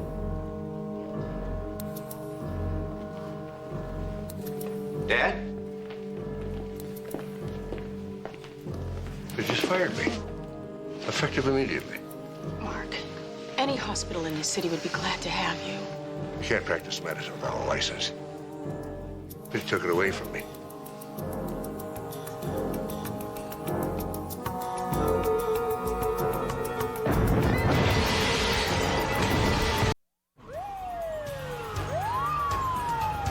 The spate of random bombings that began 3 months ago after the execution of accused Sunnyview bomber Louis Sweeney continues unabated, the death toll rising to 61.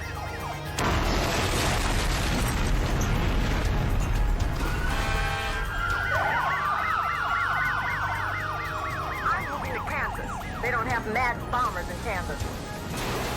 The justice system failed and an innocent man was executed. So why did the bomber stop while Louis Sweeney was in prison? To watch our justice system fail. You think those are explosions we're hearing? No. We're hearing the real Sunnyview bomber laughing at us. With the election just 2 weeks away, Assistant District Attorney Sharon Ellison has squeaked ahead of incumbent Neil Burnside in the hotly contested race for the district attorney's seat. Bring in the National Guard! Declare martial law! Every fourth day, another bomb explodes somewhere in the city. That's the only known pattern to his terror. His targets cut across all ethnic and social lines. A car wash in Compton, a boutique in Beverly Hills, a picnic table in Griffith Park. Where will he strike next?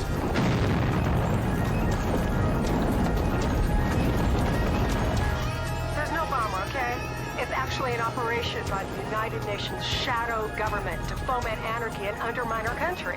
The blame for this bloodshed rests solely on the shoulders of Mark Sloan, the disgraced doctor and former police consultant who railroaded my father into prison, and ultimately to his death by lethal injection. It was his unforgivable arrogance, combined with the naked political ambition of prosecutor Neil Burnside, that left the real bomber free to carry on his reign of terror. I lost my father, but this city has lost so much more. None of us can rest until the bomber and Mark Sloan pay for their heinous crimes.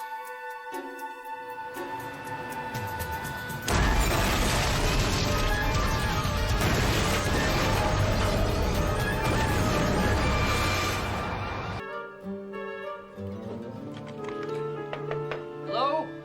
Anybody home? Yeah, Jess in here. Hey, I was on my way to the hospital and I thought maybe you could use a little sugar fix. Oh, thanks. I could use it. Another bombing last night. Yeah, I heard. Department store downtown. Night watchman was killed. You know, maybe I could talk to Jan Yanahiro. She can sneak me a look at those autopsy reports. No. You're lucky to have a job, and I don't want you risking hers, Jess. She's a friend of mine. We're not gonna get caught. Amanda lost her job. She's in Virginia. Steve is out of work. You're on disciplinary probation. I do not want Jan on my conscience, too. You're not gonna catch this guy in what you get from the media. Well, this doesn't matter anyway, you know. The key to this nightmare is the original Sunnyview bombing. I've got to solve that one first. You caught Louis Sweeney. He was the Sunnyview bomber, wasn't he? Oh, I caught the right man, all right, but I never solved the case. I never figured out why he did it. Once I do that, I can catch this one. Well, if it's Carter Sweeney, he's doing it to avenge his father. Well, either that or, you know, just picking up where he left off 6 years ago. I really need to have another look at the original evidence. That's not gonna be easy. Steve can't help us, and Sharon Ellison has confiscated all of Amanda's files. How many spare keys did Amanda keep for her car? Spare keys. She kept one in her desk, then one in her locker in case she couldn't get to her desk, one in your locker in case she couldn't get to her locker. If she did that with her keys, Imagine what she did with her files.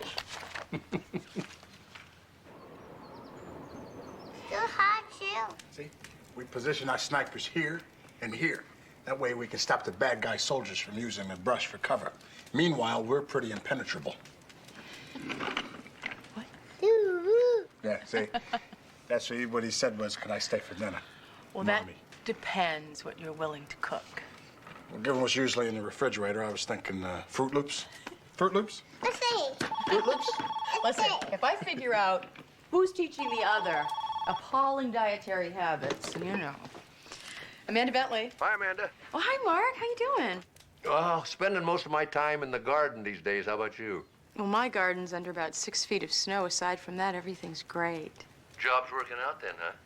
Job's working out fine, except I miss you guys. Oh, we miss you too. Jesse says hi. Hi. Amanda, I need a favor. Anything, you know that. I need all your files on the Sunnyview bombing and all the original evidence. I need the logs and the photographs that were recovered from Sweeney's van and from his house at the time he was arrested. All right, I'll need time to get in touch with my sitter, but I'll be on the first flight tomorrow morning.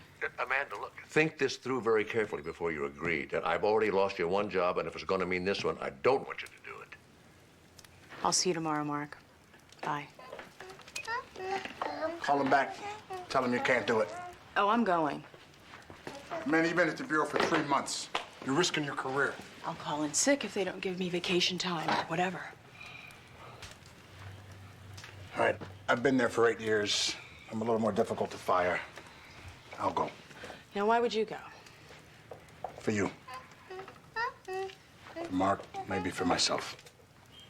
You're gonna owe me dinner when I get back, and Fruit Loops ain't gonna cut it. I've always preferred Captain Crunch for my dinner entree. Seafood's my specialty. I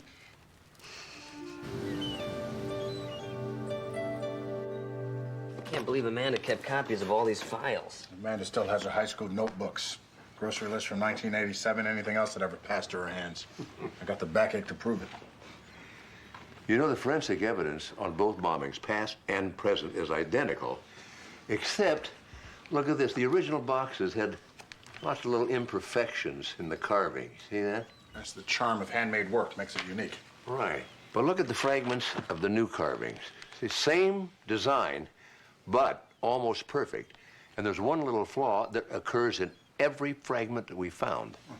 The curse of mass production. Whoever the new bomber is, he isn't interested in craftsmanship. Louis Sweeney carved his boxes by hand. Now, our new guy here is using power tools, and he's got either a router or a bit that's got a little nick in it. It's interesting, but it doesn't bring us any closer to discovering the pattern. There's just one day until he strikes again. What do a diner, a gas station, a couple of homes, a car dealership, a park bench, a statuary store, and a bakery have in common? They're all places in Los Angeles. Well, that's a big help. No, it might be. I'm always doing that. What are the photos of the stuff from Sweeney's van? Right here. It's, gum wrappers, map book, Doobie Brothers tapes, sunglasses, an auto card, dynamite, blasting caps, timers, and 1,000 flathead brass screws. Stuff everybody has in their back seat. And he had a Morris map, too. So do I. Yeah, me too. But I'll bet you the two you have in this one are a lot later copyright. The one Sweeney had was a much earlier edition. Where's his map? Here it is. Yeah. Give me a box of pins. Are there any pins? It's in there. Come in here. Got an idea. B2, Topanga and PCH. And D5 is Griffith Park. Okay. There you have it. 2 maps full of pins. No, it's a lot more than that. Copyright on this map's 1951. The Morse brothers have had at least 20 editions since then. That makes sense. Cities change. A new subdivision can add 50 streets. Oh, yeah. 20 years ago, Palmdale out there was just desert scrub. 30 years ago, Century City didn't exist. And 40 years ago, the whole San Fernando Valley was just farmland. So the bomber's hitting what was there in 1951, and the targets are his pattern. Well, not exactly, Ron. Then I don't see the point. Well, the grids all over the map have changed. Nothing coincides anymore. That's why we didn't see it before. See what? When Louis Sweeney was a child, the city condemned the property where his dad's wood shop stood to make way for the Imperial Freeway. His dad stood the city off with a shotgun for 6 days. Then he was killed. Guess what his name was? For God's sake, Mark.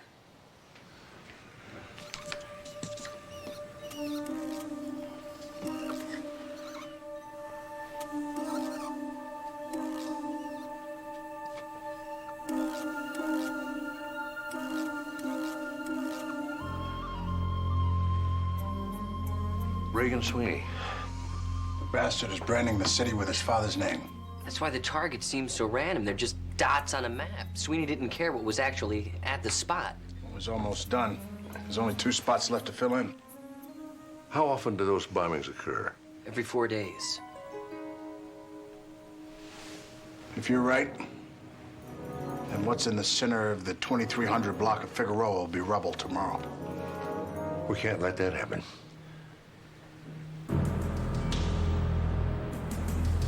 The Sunnyview bomber was exacting his revenge against the city that murdered his father. The pattern was right in front of us. Connect the dots. It spells Reagan Sweeney. Connecting the dots. Why didn't I think of that? Seems so simple, it's obvious, huh? Did you make that discovery yourself? I had some help. Oh, what'd you do? You tapped into those brilliant minds at the Quantico think tank? Or I know you stared at the map until your eyes became blurry and it appeared through your tears, this image. Or you saw it in a bowl of alphabet soup. Mark Sloan figured it out. And I thought you were a smart man.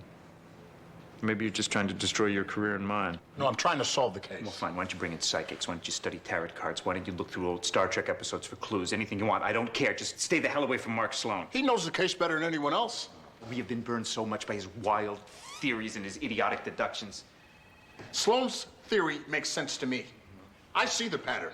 And you will too if you open up your eyes. Well, my eyes are open. My eyes are open. You know what I see? Here, I'll show you what I see. Look at this. What's this? What is this? It is a pig. Get out an APB for Babe. You could connect the dots in a million ways. Sloan saw exactly what he wanted to see. Saw exactly what he wanted to see, and that's what burned us in the first place. Sir? Mm-hmm. The next target is an art gallery. It won't hurt to evacuate the building. Yeah, until the clucks at the 11 o'clock news find out why we did it. If Sloan is wrong, if he's right, we save lives. I am still in charge of this investigation, and we are not going to follow Sloan's stupid theories. End of discussion.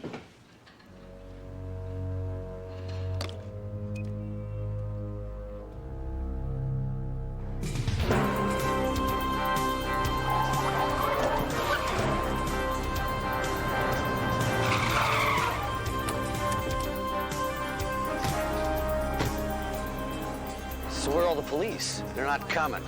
Burnside believed Wagner, they would have been here already. So we have to find the bomb. Forget about the bomb. Let's get these people out of here. You move across the street. Listen up. Everyone needs to leave right now. There's a bomb in the building. So move through the door quickly and just keep going. It's very good. Yeah. Don't you just love performance art? I mean, it's so immediate, so daring. Look, maybe you didn't hear him, but this place could blow any minute. See, this is what I get for opening my gallery next to an acting school. Tell Drago that this is my business, not an improv class. Well, it's going to be a funeral pyre if we don't get these people out of here. Oh, very good. Do you have representation? Look, you are all gonna die if you don't leave here now. Look, are the crab cakes really worth dying for? Not anymore. That's plain overacting. Let's go. And they're not crab cakes either. They're scallops layered with truffles in a puff pastry. I mean, at 11:50 inches on the Come on. Take cover behind the cars across the street.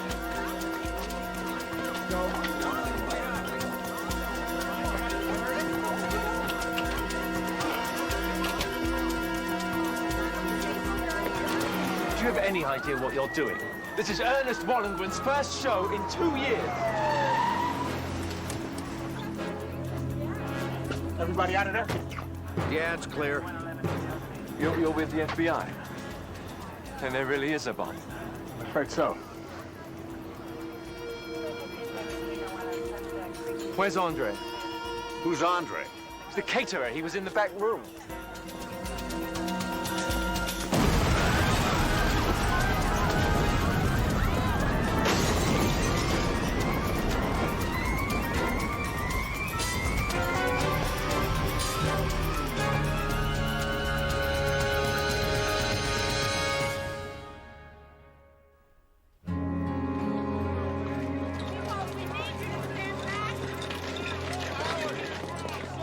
Because of your selfish political concerns, that man's dead. If you'd listened to Wagner, we could have evacuated that gallery before anybody got hurt. No, I thought we had.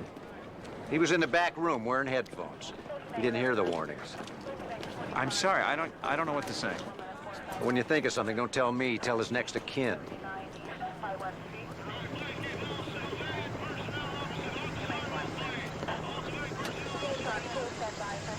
Where's Dr. Sloan? I have some questions for him. Well, we haven't got time. We'll fill you in when we catch Carter Sweeney. My father knows what his next target's gonna be. I'm sure he does. I'm surprised he's not here. Well, after the way he was treated last time, he figured it might be counterproductive. You mean he didn't want to be seen? He picked a strange time to become bashful. Look around you, lady. My father predicted this. He saw the pattern. The fact that we're standing here having this conversation proves he was right all along. That's one explanation. Another is that he set this bomb himself as a stunt to clear his name and justify further harassment of the Sweeneys. He's not here because he's afraid to return to the scene of his crime. You're out of line. I'm doing my job.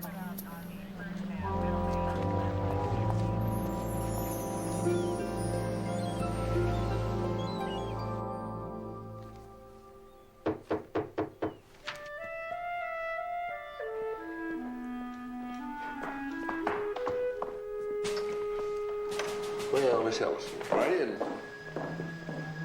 Gentlemen? Sir? Interesting decor, Doctor. You seem to be a fan of the serial bomber. I'm trying to stop him, and if you'd listened to Wagner, we could have. If I'm not mistaken, your living room knickknacks look a lot like official documents and evidence in an active police investigation. I'm working with the FBI, Miss Ellison. You're obstructing justice. I'm confiscating all of this. You have a warrant? I don't need one. Do you see this seal, Doctor? It means it belongs to me. By having this evidence in your possession, you have seriously compromised an ongoing investigation. But that was your intention all along, wasn't it? If I hadn't had this evidence, I would never been able to figure out the bomber's pattern. Now we can catch him, now that I know. We certainly can. You're coming downtown with me. Am I under arrest? If that's what it takes to get you into an interrogation room to answer my questions. Oh, I don't think that'll be necessary. I can come down and answer any questions you might have. The serial bomber struck again yesterday, or so Mark Sloan would like us to believe. Sloan was questioned for several hours and released, but we have to hope he won't be free for long. If what the police believe is true, it shows just how far Sloan will go to be right.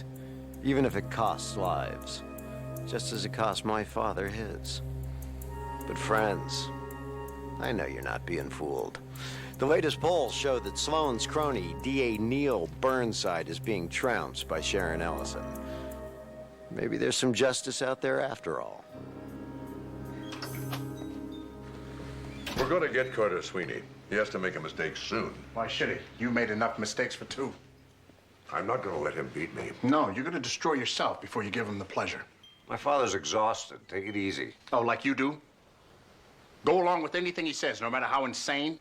Watch your mouth, Wagner. You know, maybe if Mark had listened to that advice, Jesse wouldn't be cleaning bedpans and your career wouldn't be ruined. That's enough. What's the matter with you? Your father! I let him drag me into this ridiculous obsession with Carter Sweeney until I can't see past it either. Carter Sweeney is the bomber. What is that, like a mantra with you? Based on what? On your dislike of the man? On the fact that he treated you badly? I figured out the pattern. Yes, you did. But you let your hatred of Carter Sweeney blind you to the facts. What facts? Who's benefiting from these bombings? Carter Sweeney. He's trying to clear his father's name. Then, Mark, why didn't he do it when he could have saved his father's life? Ask yourself, who stands to gain from raising doubt about Louis Sweeney's guilt? Who gains by making you seem like a madman and making Burnside seem like a fool for listening to you? Who wins by destroying Burnside and bringing an end to the bombings? Who alone stands to benefit from the terror, the hysteria, the instability? Sharon Ellison. When Louis Sweeney was executed, Burnside's approval rating was almost 100%. Now what is it, 20? 13. And dropping.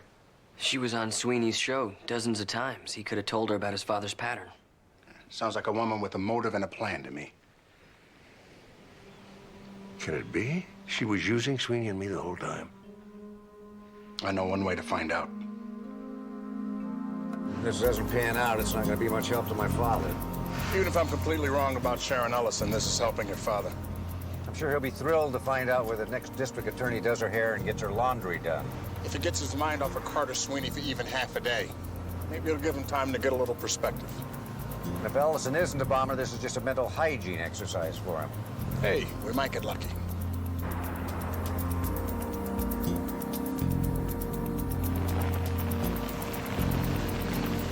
This Caitlin Sweeney shop. Guess we got lucky. Very lucky. I don't believe it.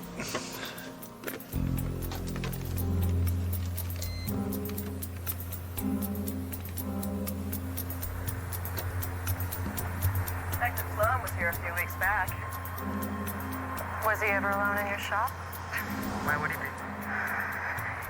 Caitlin, I have reason to believe that someone planted the bomb specifically to frame your brother.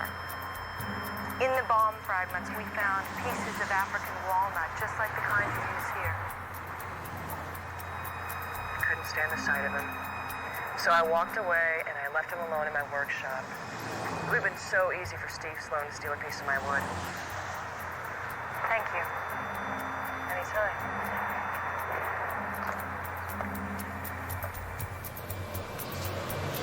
Now Ellison's out to get me, too. Well, maybe she is. Maybe she's just doing her job.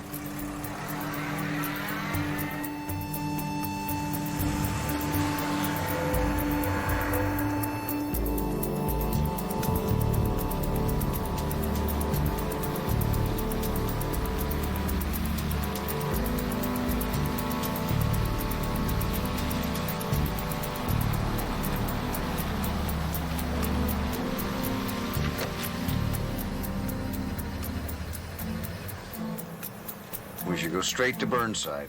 And tell him what? That his campaign rival is conspiring with Caitlin Sweeney. I didn't hear anything like that. She practically told Caitlin what to say.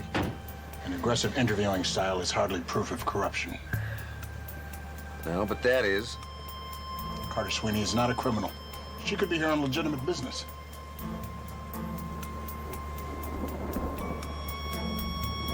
Case closed.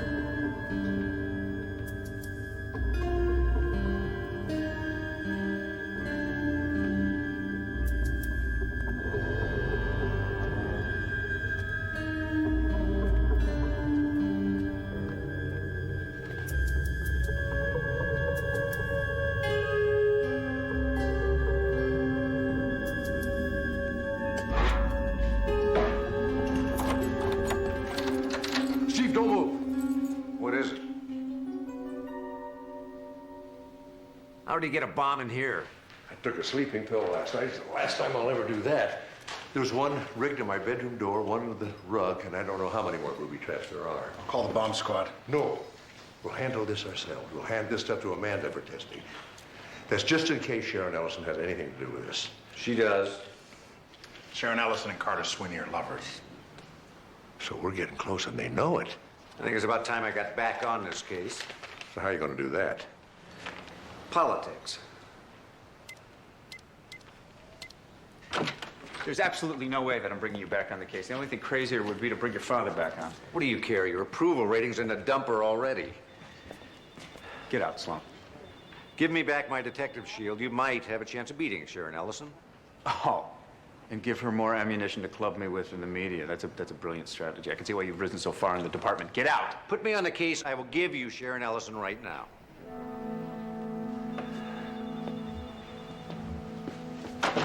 You have something on Ellison?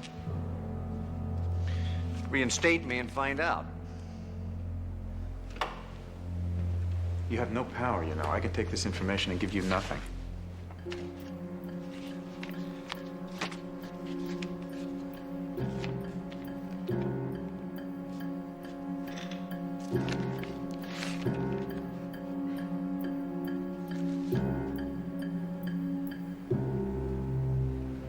Pick up your badge on the way out. Congratulations. You're a politician now. I don't think so. I can still look at myself in the mirror. Well, the best always can.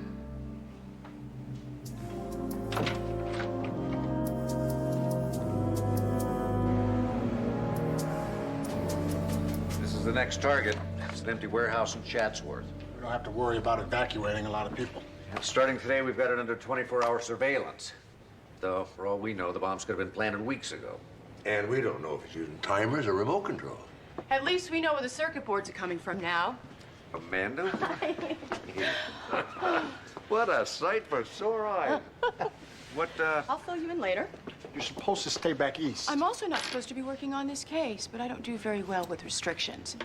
Hey, guys, I'm not going to sit this case out, especially when people I care about are right at the center of it. We appreciate it, Amanda.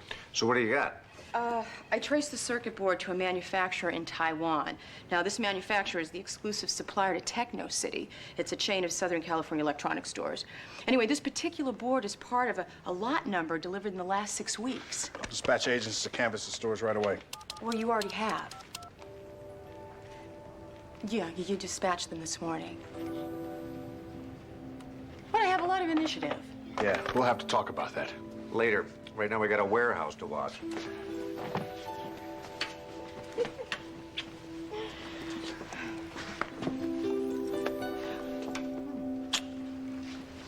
I'm glad you're here.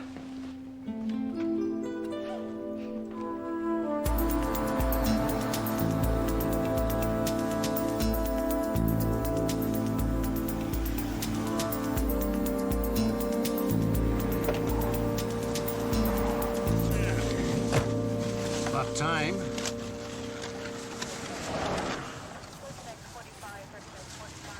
What is this? I said burritos.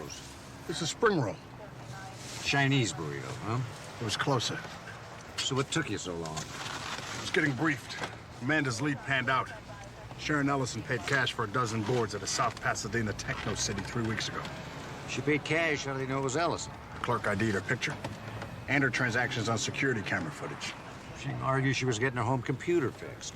There must be 1,000 people in this city that bought boards with the same lot numbers.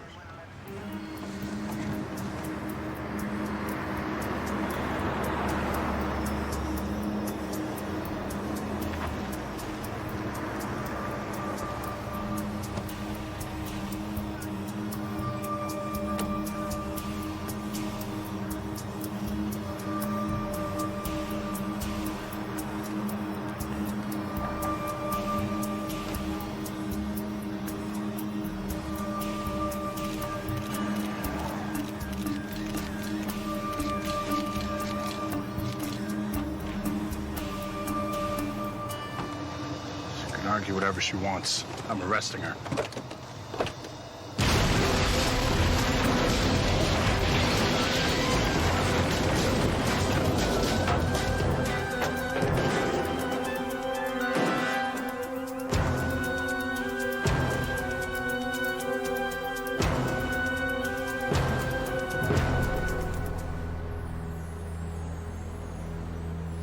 If I hadn't seen the photographs that you've been given, I wouldn't have believed it myself. But in fact, Sharon Ellison, who was a trusted colleague and a valued advisor, and dare I say it, she was a friend, is in fact this serial bomber that's held our city in a grip of terror for so long. Do you know the motive? Do you know the motive? Motive? Well, we all know that Miss Ellison was very ambitious, which I think you've all seen in the past couple of months. And I think what we mistook for a healthy ambition was actually a pathological desire for power. Are you saying that she killed dozens of people to get your job? No, it sounds insane, but if you think about it, it almost worked. Please, I know you have many questions, and I will answer them, but first, Carter Sweeney would like to make a statement. Statement? No, I don't think so. What I'd like to make is a public apology to Dr. Mark Sloan. I was so blinded by my anger at Dr. Sloan over the death of my father that I was willing to believe him capable of anything, including the murder of dozens of innocent people. When in fact, it was he, and he alone, who solved those murders. I was never alone, thanks to you. And that's not the extent of my guilt. Unwittingly, I collaborated in the bombings by giving Sharon Ellison information she needed to carry on our father's reign of terror. Are you finally conceding that your father was the Sunny View bomber? We've hidden from the truth too long. If we'd accepted it years ago, maybe some of these people wouldn't have died. I'd like to thank Mark Sloan for all he's done. And if he ever comes on my show, I'll spend all 3 hours humbling myself before him. Thank you. Wow, what can you say to that? This Sweeney is a lot smarter than I thought and just as dangerous. It's over, Dad. It is? Mark, the hospital has hired you back. You have your medical license. And me. And I've got my old job back, and I'm sure if Amanda would like to relocate again, the coroner's office would welcome her. And Carter Sweeney just finished his father's life's work. Mark, this obsession almost destroyed you. Drop it. It's not obsession. It's the facts, Ron. They don't fit. Don't you see it was all too easy? Mark, are you saying all that we've been through these last 3 months was easy? No, the last couple of days. How many mistakes did Carter make, the bomber, make? Not many. That's why she was hard to catch. Then why am I still alive? Why didn't those booby traps work? Why did she leave me a note warning me to watch my step? Why did she give me a chance to survive? Sharon Ellison was toying with you. By risking that I be left with bomb components I could track right to her? So she got a little sloppy at the end. After all that care, all that precision, that sound right to you? And how about this one? Why did she blow up the warehouse? Well, it was the last piece of the pattern. A pattern that I had already cracked, and I told her so. So she must have known that we'd have the warehouse staked out. So why would she walk right into our trap? The pattern? Wait a minute. Why would she care about a pattern? Sharon Ellison had no reason to write Reagan Sweeney's name across this city. And since I had bragged that I'd predict exactly where the next bomb was going to go off, wouldn't I have looked sillier if she'd blown up something halfway across town? So who's Ellison? What, an accomplice? Or an innocent dupe who probably just made the mistake of doing a couple of little favors for her lover. The real bomber, Carter Sweeney. I may owe you an apology. It's not your apology I need, Ron. Yes, this is Dr. Mark Sloan. Carter Sweeney offered to apologize to me on the air. I'd like to take him up on that offer.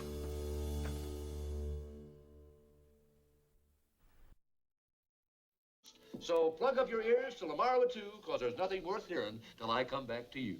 And remember...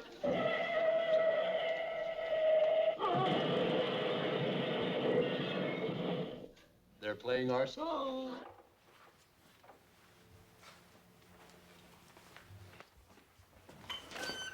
You all right, Doctor? Oh, I think maybe it's a little early in the morning for me. Oh, a cup of coffee ought to wake you up. Come on in. Okay.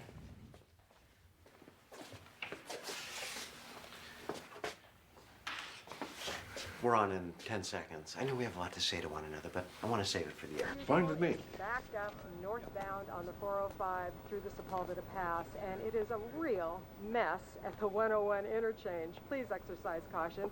I'm Kate Kloss in the KCDM Traffic Center. Now back to the Carter Sweeney Show. Welcome, friends. What is a hero. Someone willing to sacrifice himself for the good of another. Yet there is another, rarer expression of heroism. Someone willing to sacrifice himself for what he believes, against any and all obstacles. I know such a hero. His name is Mark Sloan, and he's here with me today. I doubt very much I can live up to that flattering introduction, but thank you anyway. I'm the one who should thank you. Thank you for never giving up. Thank you for the strength of your convictions. Thank you for enduring my harassment these many months. You were only doing the same thing I was, just arguing for what you thought was the truth. I can't fault you for that. I fault myself. Which brings up an interesting question. When does personal conviction become destructive arrogance and unchained ego? But I don't think this was ever about ego or arrogance. I think it was about obsession. I was obsessed with blaming you for my father's execution. You were obsessed with blaming me for the new bombings. And it blinded us both to what was really happening. Sharon Ellison's shrewd manipulation of a tragic situation for political gain. Her obsession to become district attorney. You know, it's just a shame we didn't find that one last piece of evidence that would have made the picture complete. Oh, there's no question she was the bomber, is there? Oh, no, all the evidence fit perfectly. But there was one tiny bit that, just for my own peace of mind, I wish we could have found. You know she was making the bombs. You know why she was doing it. You even caught her in action. What could possibly be missing? A tiny bit. Yes, I know it's just a small detail. What I'm asking you is... No, a bit. The kind that modern woodworkers use in their craft. You know, your father made all of his wooden boxes for his bombs by hand. Sharon Ellison used power tools. She was never the craftsman your father was. Few people are. I still don't see what difference a bit makes. Oh, they call it a molding bit. Now, hers had a nick in it, and it caused a slight but identifiable irregularity in all of her detailing. I just wish I could have found it. Well, don't be so hard on yourself, Dr. Sloan. Well, we'd all like perfect closure, but that only happens on television. Well, you're right. It's just that when I get stuck on something, I cannot get my mind off it. Well, what really counts is that your courage and tenacity paid off. Justice was served.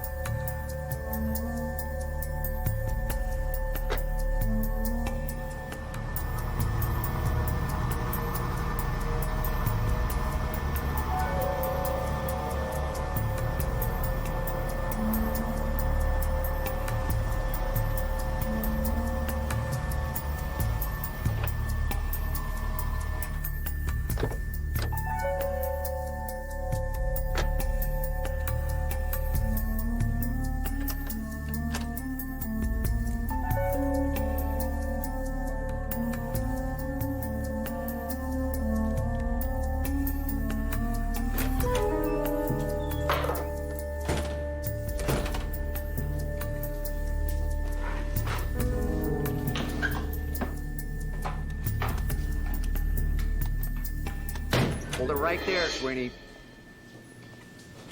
Thank you for finding that molding bit for us, Carter. We'd have never found it without you. Think of all the overtime pay I've lost. You know, you could probably have carried this off if you'd just used your father's original tools. Oh, I've never had the patience for that kind of work. Why didn't you resume the bombing before your father was executed? Oh, he made me promise him not to.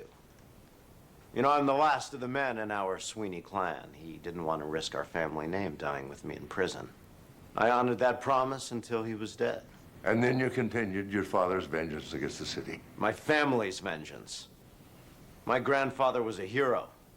So was my father. Your grandfather at least stood for his family and his home. You and your father were nothing but terrorists.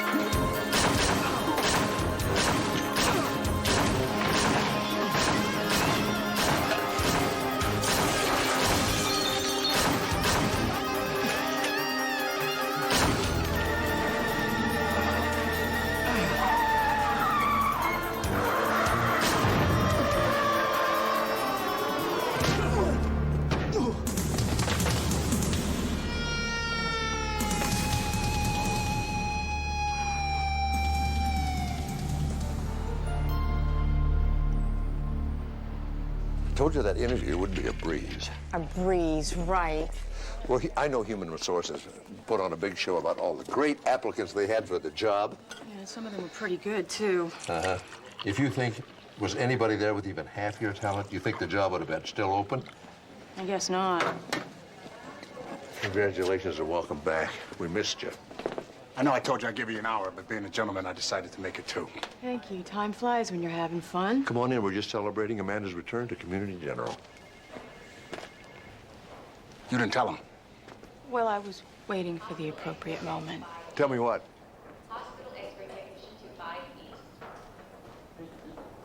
You're not coming back, are you? Mark, I found a spot in Virginia, and I really believe that's where I belong. She's been trying to tell you for days. The work's really rewarding. My house is gorgeous, and CJ's made a whole lot of new friends at the preschool. I don't want to uproot him twice in 1 year, and it's just really hard leaving you all again. I guess I didn't make it any easier, did I? I'd be hurt if you did. Hey, guys. Good news. Still no gangrene. I guess Community General was right giving Jesse his job back. He's just sucking up so he can get in on my new betting system. I never got the old one. Whatever made you think that a cardinal could beat a giant? Size doesn't always matter. You guys started the going away party without us? You knew she was leaving? You didn't? Well, some people are easier to say goodbye to than others. Mark, I was still trying to find a way to say goodbye. Excuse me. You never did like long goodbyes?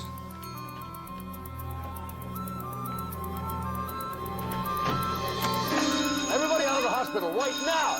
Clear the hospital! Everybody out!